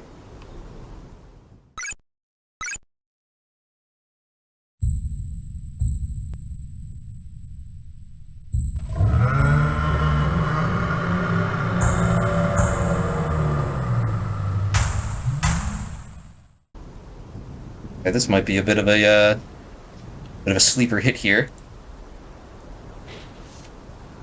So Red is from a creepypasta of the Godzilla NES game. Not too much is known about it, other than the fact that it is constantly pursuing you, the player, throughout the game in classic creepypasta fashion. If it kills you, it kills you in real life, kind of a thing. Also, it's really funny that Godzilla still wins. Pasta where the monster loses. Interesting. So, Red's whole thing is, he is really difficult to deal with from the fact that he ignores the usual laws of how the game works. So it is a slow-paced game where you move side to side, destroying buildings, occasionally fighting a boss monster. Red will chase you at about the same speed as your character, double back, and then charge at you from the front, where you have to basically turn around on a dime to avoid him. Yes, this is an actual game you can download now. Like, there is an official game made for it. I would have to find the name again, but I think it's literally just called Godzilla NES Red or something like that. Oh, so that's what this guy's from. Yeah. Interesting. That is creepy. Yeah, where he's constantly taunting the player whilst pursuing the monsters he is playing. Any monsters that he kills in the game, you do not get back. You cannot revive them.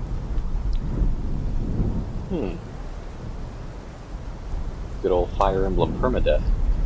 Oh, it's just him that does that. Oh, I figured. Yeah. Wouldn't be so creepy otherwise. Well, we got red and we have our blue from Chaos. We're gonna need a couple other colors here in the end here. Let's assemble the whole Pixel Dr. Ranger squad. Is there anything else to add to this one, Yeti, before we move on? Other than the fact that it is in fact a game you can play, I would say the only real thing I would say is that it adds its own unique kaiju to the game, which is unrelated to the actual kaiju itself, aside from being incredibly fast, incredibly strong, absolutely unsettling to look at. It also talks to the player, not the thing that it's chasing. It talks to you and the fourth dimension. Alright. Which, breaking the fourth wall is always fun in a horror game. Da, da, da, da, da. Now look, I'd like you to break the fourth wall now. For the Break final it? pick. Break it. Or just gently caress it, your choice. Shake it. Spin it. I could go back to Monster Hunter if I really wanted to break it. Pop it, lock it, polka dots. No, I'd like to keep something a bit more interesting than that. But I believe somebody here was mentioning Fire Emblem a moment ago. I may have been. What's it Take to it. you? Let's see, is this gonna go? Reba.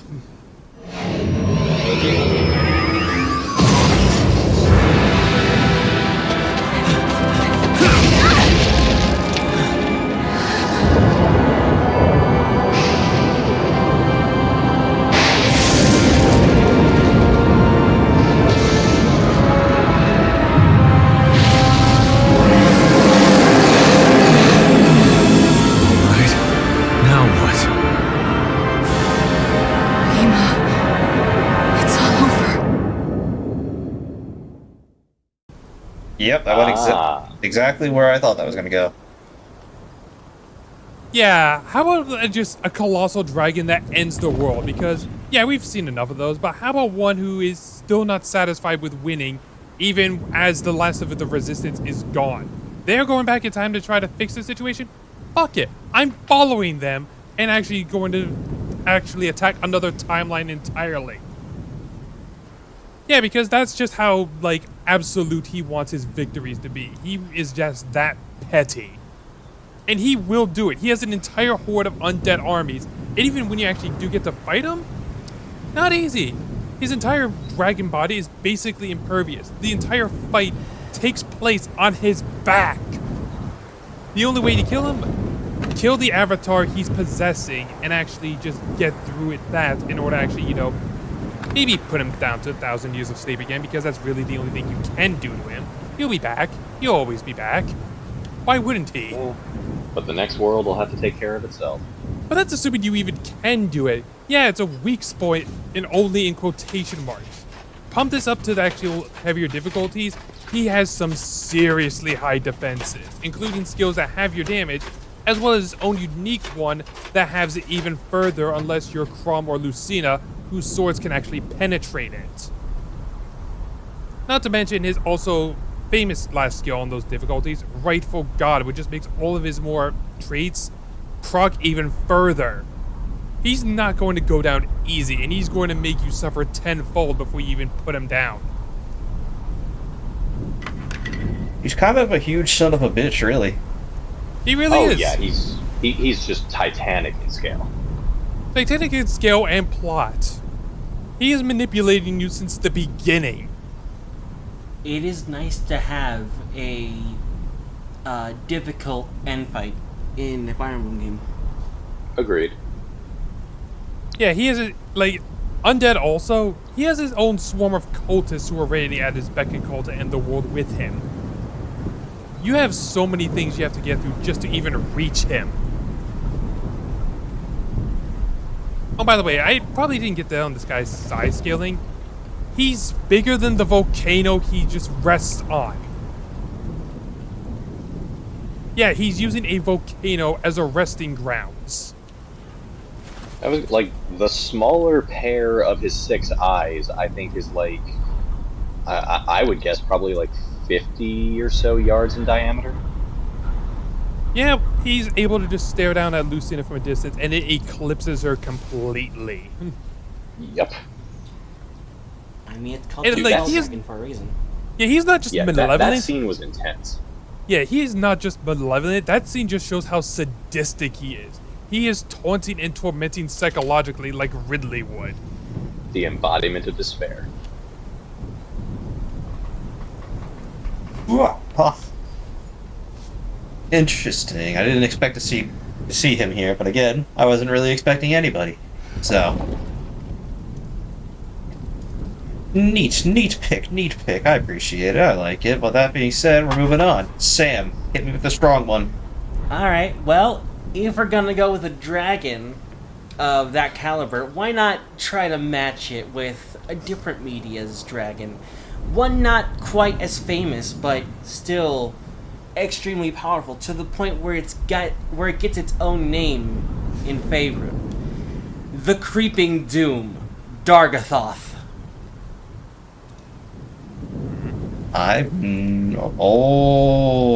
This Black Dracolich is Fascinating. is a being of pure hatred that has one goal in mind. That being to become the strongest creature in all of Faerun, and to breed his own race of living Dracoliches. This thing will Liches not. are already some of the most powerful things in existence as far as humanoids are concerned. A dragon lich now? A dragon lich Oh, is boy. a lot more powerful than any lich one could be, and Dargathoth takes that even further, becoming the strongest named creature in the history of Dungeons and Dragons. Anything stronger than it does not have a name. He is the one who is named and it has the strongest stat block of all time. He goes to set out his goal by collecting different breath weapons from different dragons to add them to his own. He's trying to make the perfect Dracolich, the one to embody all of the world in a race of living Dracoliches. That's horrifying. Mm-hmm. Also, eat your heart out, Elder Brain Dragon. Yeah, not as powerful as a Dracolich, and Durgathoth takes the cake and probably eats it too. I don't think the table was left when he was done with it. I was gonna say, like this guy finishes his and then goes and steals other people's cake. Yep. Also, I had to put in that little reference to Octod. A little boy. As he's also been collecting different breath weapons to add to his own. He's been eating random orbs of energy. He's been eating orbs of energy. He's just a little guy. Dracolich, alright, I didn't expect this, but again, so far, especially for these last couple, I didn't expect any of these. Oh, more it's than one the of other my ones. favorite creatures. And it only had 2 appearances, one in 2nd edition of D&D, and its last appearance was in 3.5. So this thing is still lurking around in Faerun, and just no one knows where or what it's doing. Another monster lost to time. And this one is a scary one to lose. And one with the luxury of being able to wait. Very much so. I believe it was the only dragon that actually seeked out Dracolichdom as a way to become more powerful. What? Because originally he was a black dragon. Yeah, that doesn't It would surprise me. Yeah, like If it would was be any one chromatic dragon, it would be black. Yep. Makes sense with the acid pool there. Because their breath weapons and acid is acid, if I recall right. Yeah. Oh yeah. But he has more than just acid at his disposal now. Obviously. One of my parties. I wouldn't be is surprised actually if about to plasma run afoul wasn't of a there. black dragon. Nice.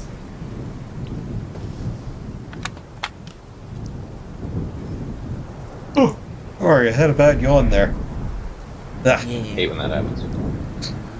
alright. Mordred, you get to finish us off this time, so let's see what you got for your ending here. I will go back to Monster Hunter and present my personal favorite monster in its most beautiful variant, Violet Mizutsune, the bubble fox who now breathes liquid soap.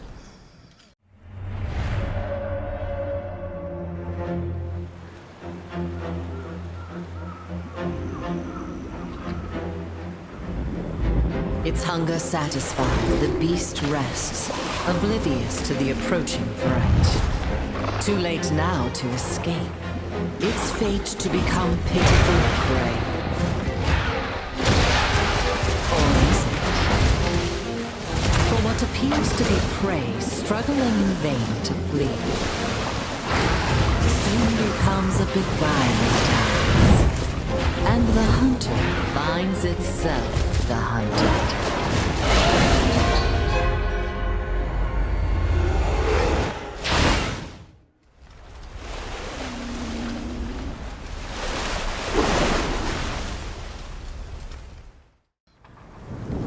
Nice. Don't know why whenever you say present, it just goes present.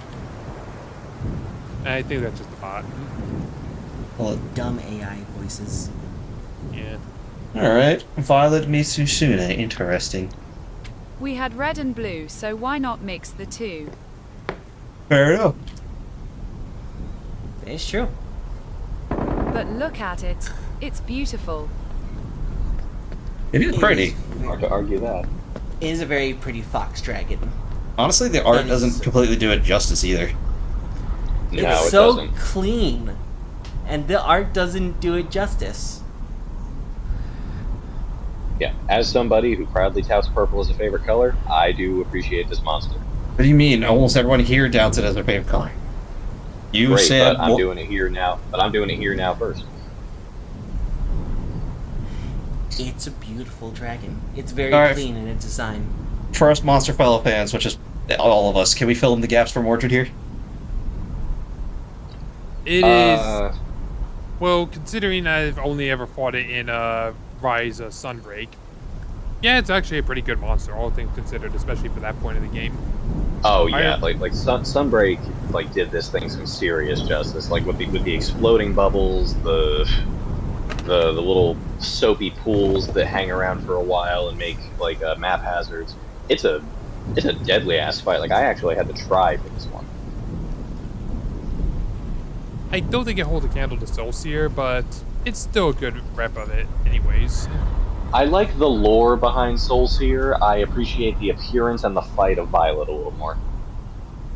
Yeah, that's fair. This is unfortunate, because I do love Mizutsune, but I have not fought the Violet version. Yeah, she's locked behind the end game of Rise Sunbreak. Was I Violet saw is the Violet a fight female? at least, and its fighting style is epic. As typical of Mizutsune, it's its own unique fighting style, which can really trip up hunters if they're not careful. Slipping and sliding. Mm-hmm. It is very mobile. Does not like standing still. No, which is, well, for dual blades it's okay. For the slower weapons, it can be a bit of a pain in the I mean, prostate. I dealt with it just fine with gun lance, but then again, I have the biggest wall there is. You also have your little boost Plus thing it you can use. balance on its tail. That's unique for Mizutsune. It doesn't do it that. It doesn't do it that often. It's not like it's It's more like transitioning from movement to movement that it does it. yeah. It's not like Great Macau where it stands on its tail. It's just like an option thing it does to get But it around. It can do it at least. It can do it. Indeed. I like the. It can do it though. Not a terrible ending here. Yeah. I'd say that's a pretty good punctuation. I Alright. gotta give credit where it's due. Well, time to give credit to each other. It is time for the rankings.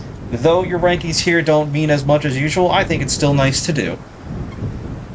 So, Chris, you get to start us off with the rankings. Alright, well, looking across these, unfortunately, I'm gonna have to put Sam at the bottom. What? It's not that your picks weren't good, but you doubled up on two of them. Yeah, that's gonna hurt me also. Like I'm loving Godzilla Ultima, and I'm loving Godzilla Ultima, and believe me, I've got all the love in the world for Metal Seedramon and Examon. Fuck, I put Examon on my King of Digimon list, but doubling up on Digimon and doubling up on D&D. Well, don't like to Yeah, double that's up. really the only. I had to Yeah, show that off is some the big only thing that's monsters got and you some here. favorites, honestly. Yeah, same. Let's see. Next up is gonna be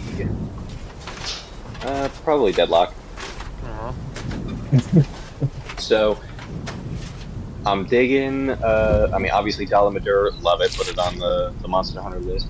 Grima, absolute like ringer out of left field. I did not see that coming, and it actually did a lot of favors for me because I love Awakening.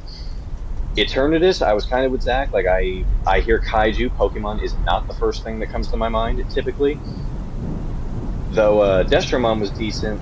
Thunder King, again, I like King Ghidorah, but seems a little derivative. Next up is going to be Mordred. Definitely digging the Beast Titan. Much love for Kokuo, obviously huge Naruto fan. I am of a mind with you. Fuck the Bloop.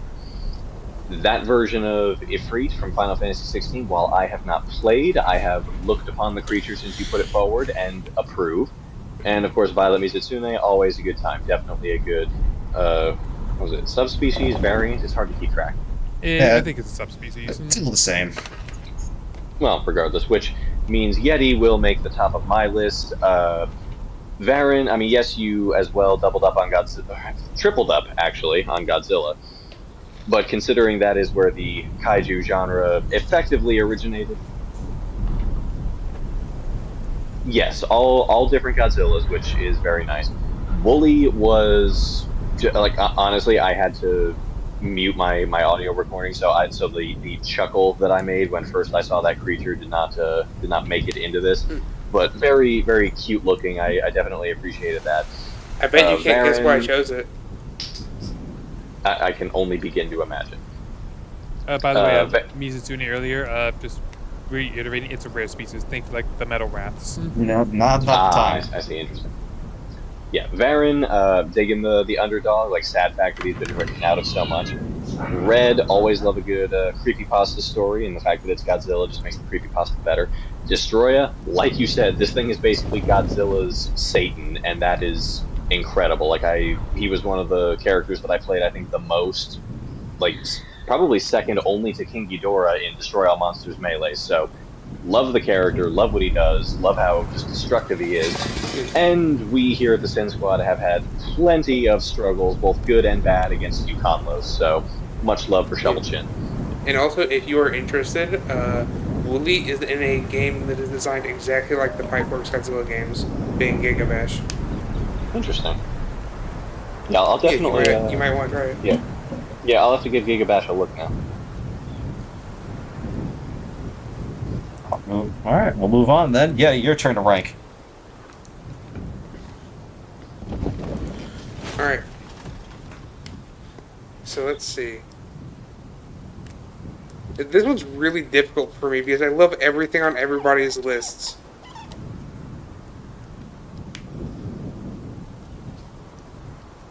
But you have to choose. I Choose know, wisely. but putting somebody at the bottom feels bad because Somebody I like has all to of be these the lists. bottom. Someone's got to bite the bullet. You decide Yeah. who it's going to be, and at the end Just of the day, remember- at the end of the day, you you're can't not be mad at picking each the other. worst. You're just picking because- the least good. Yeah, and remember, Well, because you have very, so kindly phrased it, somebody has to be the bottom. I'm gonna pick Sam. God, I fucking knew it! As soon as you said it to the bottom, I'm like, I also saw it coming. People don't like There doubling actually up. isn't really a reason for this because I really like everybody's list, and if I could give everybody points, I would. Oh, don't worry. because I'm going to next- be mean in this one. Yeah. I'll be mean for you. Next up, I'm gonna choose Felix. Yes, I liked Kurama because Naruto Felix? was one of the first animes I ever got Felix. into. I was Fexic. gonna say that's a new one. Oh, I see. My screen is funny. I misread it. We know who you're So, talking about. That's just funny. Position A, you are. I like Kurama. I like Ghidorah. I like Gugmazios. I like the Mega Kaiju from Pacific Rim. I like Perfect Chaos. The only thing that's separating it from both Deathbox and Mordred's list is I'm not too familiar with the Perfect Chaos because I was not too big into the Sonic games. Fair So enough. that was the only thing that really dragged it down for me. That's a rare case. Most people usually like the Sonic games, or at the very least, like either the 2D No, or I, 3D. it's not that I don't like them, it's that I'm not familiar. Fair enough, I suppose. Yeah, the first Sonic Adventure was I think a Dreamcast title, and then they did a kind of a remastered port over to the GameCube that a lot of people missed. Like, if it wasn't for a friend of mine growing up, I would have missed it. Well, there's also Generations that also helps you actually get to fight him in that too. Also, speaking That's of which, true. the new Generations Shadow game. And it was re-released on the Xbox Arcade, and it was don't worry, there's plenty of ways to play these games. So there's plenty of Yeah. Sega's good about Yeah. that. Yeah. Hint, hint, Nintendo. Can hint everyone these days, honestly. Everyone, especially with all the Attack on Game presents. And next up is Christ. also a really difficult one for me because while both of you have really good lists, and there is some things I don't like about both of them, I am unfortunately going to have to put Deadlock in second. So close. For the now, this one is actually really, really close. Both of the gripes I had about your guys' are very similar. So both of them come down to you both had something that was a kaiju that I didn't like in whatever form media they are in, being Thunder King and Zeke Jaegerbeast, the Titan. So the thing I didn't like about the Thunder King was he is arguably the worst of the kaijus that you can use. Really? For the simple reason of you are giving your opponent a 3k beater if you use him the normal way, and if you summon him, you are summoning a 3k beater that can hit multiple times that also has 0 protection. Depends on the support cards, but yeah, I get you. Yeah. And with Mordred's, yours was also really close to being in second because I am not a huge fan of Attack on Titan. So what did it come But down what to, gave you actually? the bonus points is I'm a huge fan of Mizitsune. I like the Bloop mod, and Naruto was my first anime, as well as Ifrit from Final Fantasy. I love Final Fantasy. For you, Deadlock, you were also really close because I love Dalmador. He is actually my favorite Elder Dragon from Monster Hunter. I love Digimon. I did not actually play Digimon World 3 yet. I'm going to soon. It's a slog, I will tell you that much. It's going to take a while. So I heard. Eternatus, I really like Eternatus. The game he's from is absolute garbage. Alright, that's a bit far. A bit far, but I can understand. Yeah. It's hot dog water. Maybe. Speaking of the hot dog, the Hans is back. And I'm At not least the too chairman familiar with rose Grima to the because occasion. I've actually been playing through Fire Emblem Awakening and I have not finished it yet. As far as the Fire Emblem games go, from what I understand, it's also one of the shortest. Yeah. It is. Awakening? Awakening? Yeah, Yeah. Awakening's not that long compared to some of the other ones. But I do Agreed. like that you can actually just get through it quite easily, well, and quickly, depending. It is definitely a Yeah, good that is entry-level Fire my Emblem, but it list. does not pull its punches either. Yeah, well, especially when you Ratings crank it pretty up to short, like too. Lunatic Plus, you sadist. Oh, sorry, masochist. What a point being. It's now your turn, Deadlock. Like I said earlier with Chris, I really do not like seeing when people double up on the same thing. And it's even more so when they end up tripling up on it. So Yeti, unfortunately, you take the no medal home for me this time. I will say, Wooly is a surprise, and I do love its inclusion. Lucanlos, I can get behind as well, and Destroyer is probably somewhere in the top 5 of my Godzilla monsters, but just saying 3 from Godzilla, I want to see just for more elsewhere. That's all. Seeing 3 from the same one is a lot more than I would like from just like 2, for example. You understand, I hope. Fair. I feel like fair. in this context, that's a little lame. I'm gonna be real with you. Yeah, but speaking of which, Sam, having 2 in the same twice. Well, same franchise, but they're not in like the same families, at least. Fair. To an extent, I can understand that, but like, I'll be honest, I'm not the biggest fan of the Seedramon line personally. I know some people here are. It's fine. Alright, I know he's Examon's- getting last place now. Yeah, Examon is definitely one of the biggest, and he is definitely a good contender from Digimon. I just prefer other methods. Dargothin is definitely out of left field one I haven't heard about till now, and I'm very interested in knowing more about that, as well as Godzilla just being Godzilla. I mean, if you want to know more about Dargathoth, you could always watch my campaign. I think I might have to more. But yeah, Tarask, I've seen in like there's a bunch of lore and stuff. I just don't like how easy it is to actually like cheese it for a lot of players, which honestly turns down the factor on him a bit for me. Yeah. It's more of an icon for what it is. Yeah, he's iconic, just not like the biggest bad anymore by yeah. a long shot. Mm-hmm. Which then leaves me with Mordred and Chris over here.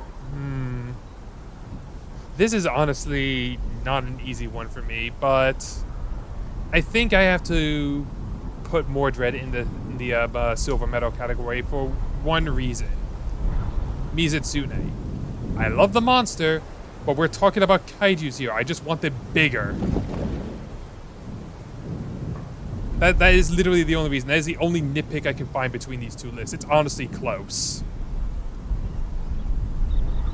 Which honestly leaves me to Chris. He has probably my second favorite monster from the Godzilla series. Gogmazios, always a strong pick. Mega Kaiju, Honestly, I'm probably still in the C movie, but I remember having fun with that movie as well. Perfect Chaos, strong contender. And of course, like, the strongest of the nine-tailed foxes. Like, why not? Okay, sure.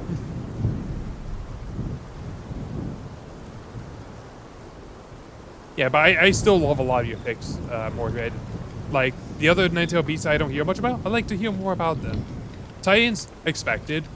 Loop, I never wanted to go in the water anyway, and I want to go even less now. And honestly, Ifrit, yeah, honestly the coolest variation of him I could think of, honestly. And probably one of my favorites if it wasn't for Bahamut and his omnipresence. But yeah, honestly, strong contenders from both of you. What does that leave you, Sam?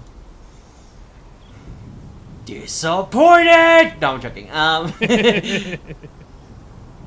Well, I'm kind of disappointed because I did just pick a bunch of big monsters that I really love myself. Yeah, they are. I mean, I hope everyone here did. Yeah. And I know, like, this is gonna hurt some people, but I literally just went with order of how many monsters from your list I like. And, well, with one of you, I liked all of them. With one of you, I liked two of them. And you all kind of fall in order. And bringing up the rear of that order, I am unfortunately gonna have to put Yeti there. Well, it's because the only two monsters that I really have any sort of connection towards are Yukanlos from Monster Hunter and Destroya, being two really big monsters that are really powerful and really awesome. Varan, he's a cool little fun fact to know about. Wooly, a nice little representation for your indie games. I do love the representation.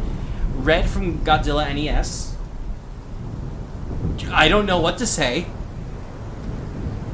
But it's a good pick. It just didn't work for me. And next up, with three monsters that I liked. Unfortunately, that's gonna have to go to mi hermana Mordred. Because I love Mizitsune, even though I don't really consider it too big enough to be a kaiju. Ifrit was a great pick. And the blue, even being from mod, is a great pick to pick. But me with like zero attachment to Attack on Titan and having no idea who Kokuo is besides Fox Dolphin, or I have no connection to anything between those two. Or potato tomato. Essentially, it's like I have no connection to them, so I can't really like them all that much. And that leaves the final two. One that has 4 monsters that I like, one that has 5. And I do have to say, Kurama is a cute little baby. Dalamadur is fucking awesome giant monster. Ghidorah with Thunder King, that's a head-to-head battle right there. Gogmazius, Eternatus, Destromon, I can pronounce names. Mega Kaiju, Grima, Perfect Chaos, they're all so good. There's just one that I didn't really connect with. Being Destromon. So, that's the only thing that brought down your list for me. I'm sorry. It's just I haven't played any of the World games, so it just didn't really connect with me. Yeah, he's a nostalgia pick for me. He's cool looking, and I get why he would be a nostalgia pick for you. Just I didn't have the connection, which is fine. Leaving Nick in the top with the fox baby Kurama, because What the fuck is I Nick? mean, We're going with Nick again. I mean, First it was Felix. Now Savior. it's Nick. Savior is a lofty title. I don't want that kind of pressure.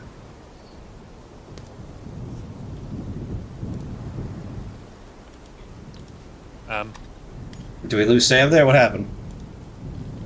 Sam. Sam? okay, you can move on now. Did you mess up on accident? Did you forget? I said name wrong, Chris. I'm sorry. Wow. Wait, why is he at the bottom now? Don't question it.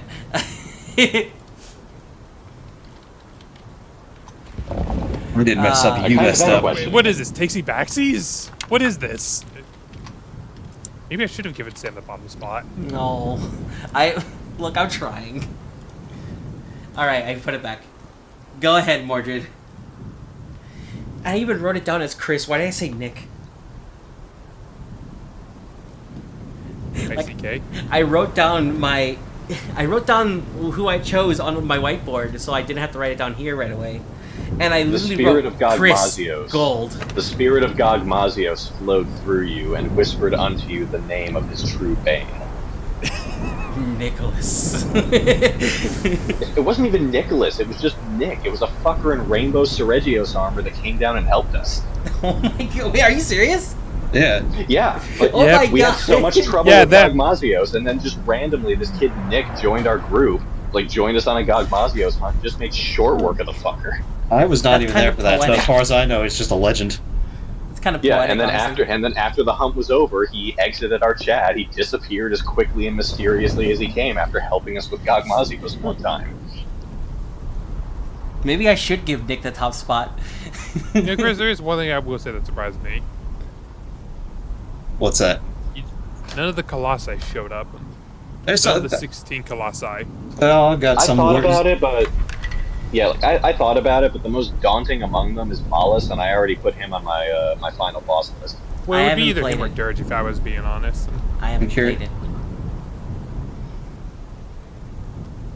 I'm curious what Mordred's gonna say. I'm ready to go to the bottom. Who's with me? People don't like doubling Based up. on precedent, it's either you or Yeti.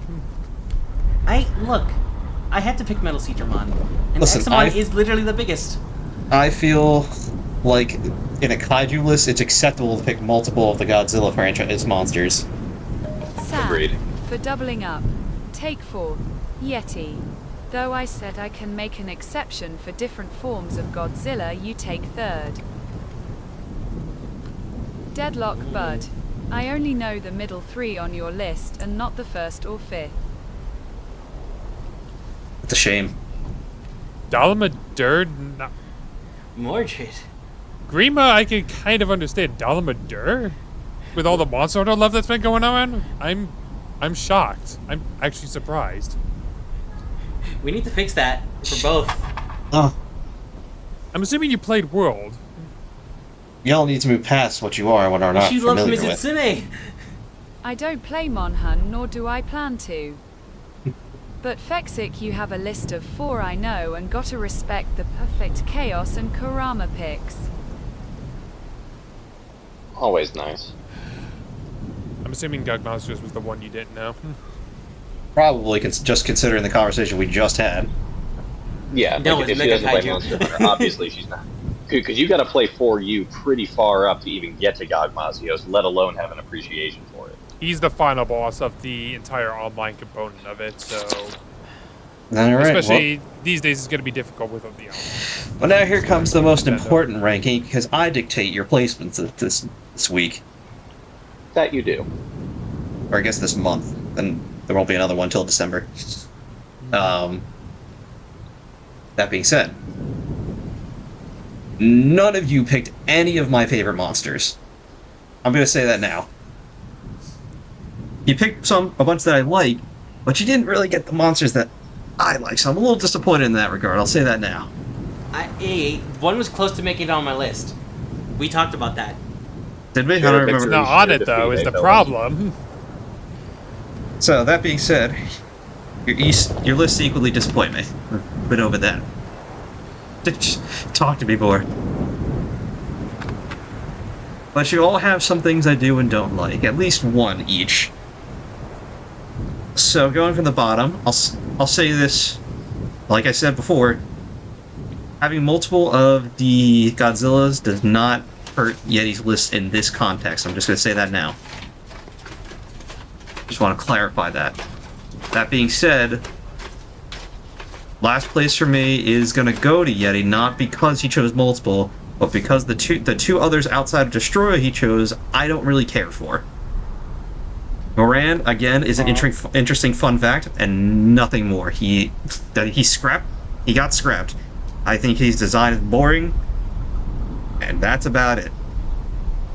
And Red, I don't find interesting in the slightest. And I'm so over horror, dealing with horror right now, from all the horror stuff I've been doing, that it right, yeah, you kind of overloaded on it. Yeah, so it hurt. If maybe Varan wasn't there, and if it wasn't so filled up on horror, it might have done a little better for you. That being said, I loved Wooly. I want to give him a hug. I want a marketable plush. Euconolos has always been a middling monster for me, so he wasn't helping, nor was he really hurting for you. Destroyer, though, was really cool. Destroyer was really cool, though. I am now more wanting to see that movie. Yeah. Fourth place for me is going to be debating between two here. I'm thinking I'm gonna give it to Mordred. Kuko didn't really do anything for me. Called it. Hey, don't take it personally. I like the Beast Titan. I prefer the Colossal. I'll be real with you. Sorry. I prefer the Colossal Titan. Consolation prize. The Bloop is funny to me. He's entertaining. Ifrit was your best pick by far. I loved Ifrit.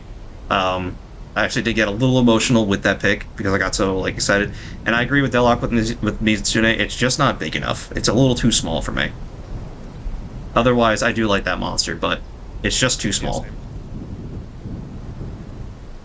Third place is going to go to... I'm going to give it to Sam. It's the one I know best is the issue. No, that's fine.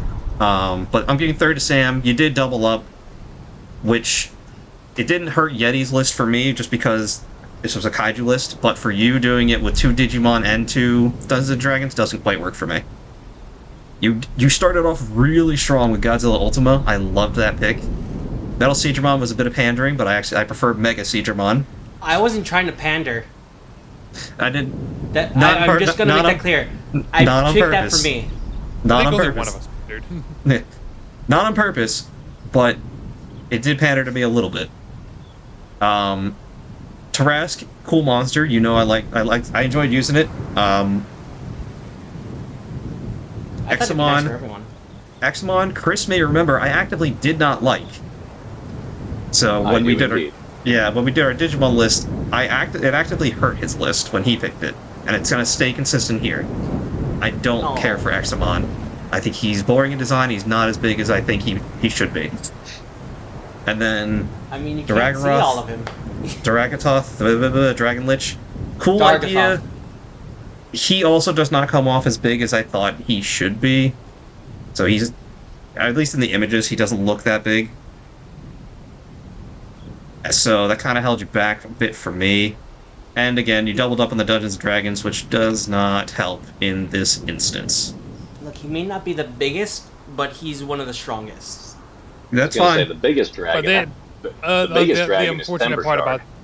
The unfortunate thing about this size is a big part of actually being valued here. Yeah, so... And, he is at least as big as a building. He almost either reaches the size of a Tarask or encompasses it.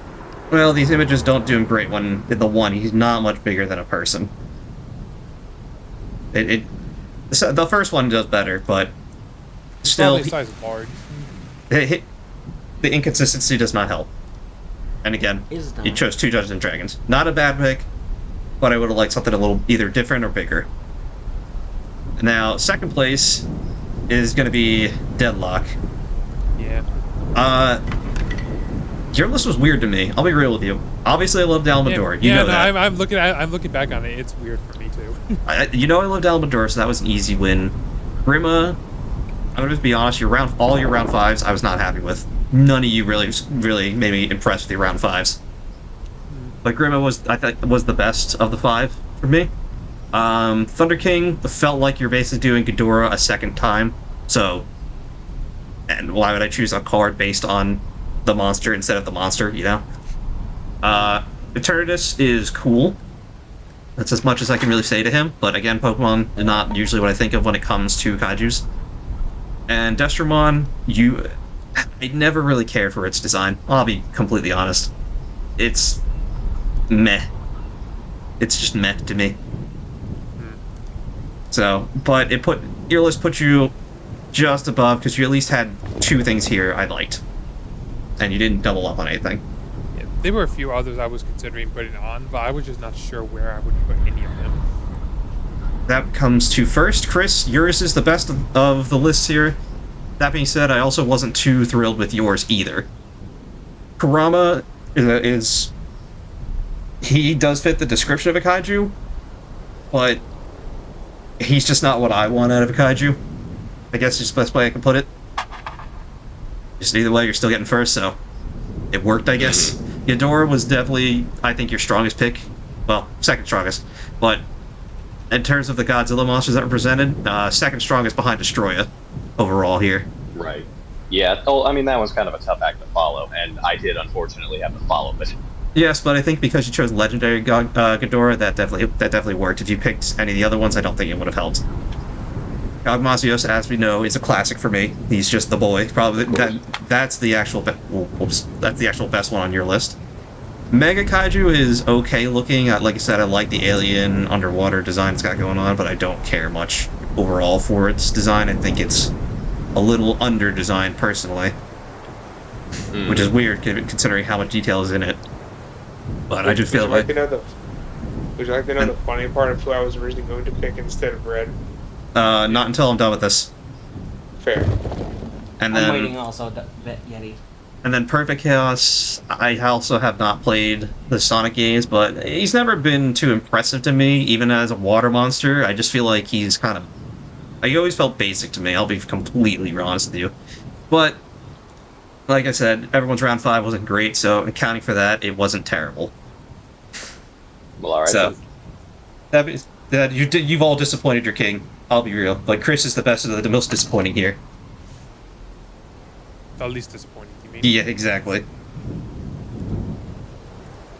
So, if you guys have any final thoughts... Partially disappointed, sire. Yes. You guys have any fun facts you want to share before we leave out here? Because I know you two of you wanted to say something. I do. Yes. I do want to go over some honorable mentions. Sam, raise your hand first. You missed one of my double ups because the Tarrasque is a reference to Godzilla. So that's technically 3 double ups you did. Correct. It got past custom, so you're fine. Yeah. Honestly, I don't consider him that, if only because he doesn't have a breath weapon of some sort. Well, that's the thing. Like, it's just the icon of Dungeons and Dragons. Like, this is our Tarrasque, or this is our Godzilla, but we can't name it Godzilla or have it be the same thing. So we made it more fantasy. Yeah, I mean, like, you think having a breath weapon would have at least helped it with the whole exploit thing. Well, they probably didn't want to be too on the nose, because I wouldn't have thought of it as Godzilla, you know? Anyway, Della, you had your hand raised up. I'm honestly, like, how familiar are you with Kirby? Kirby, pretty familiar.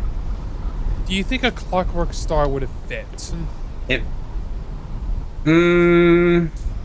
I guess so, but it wouldn't really help your list too much.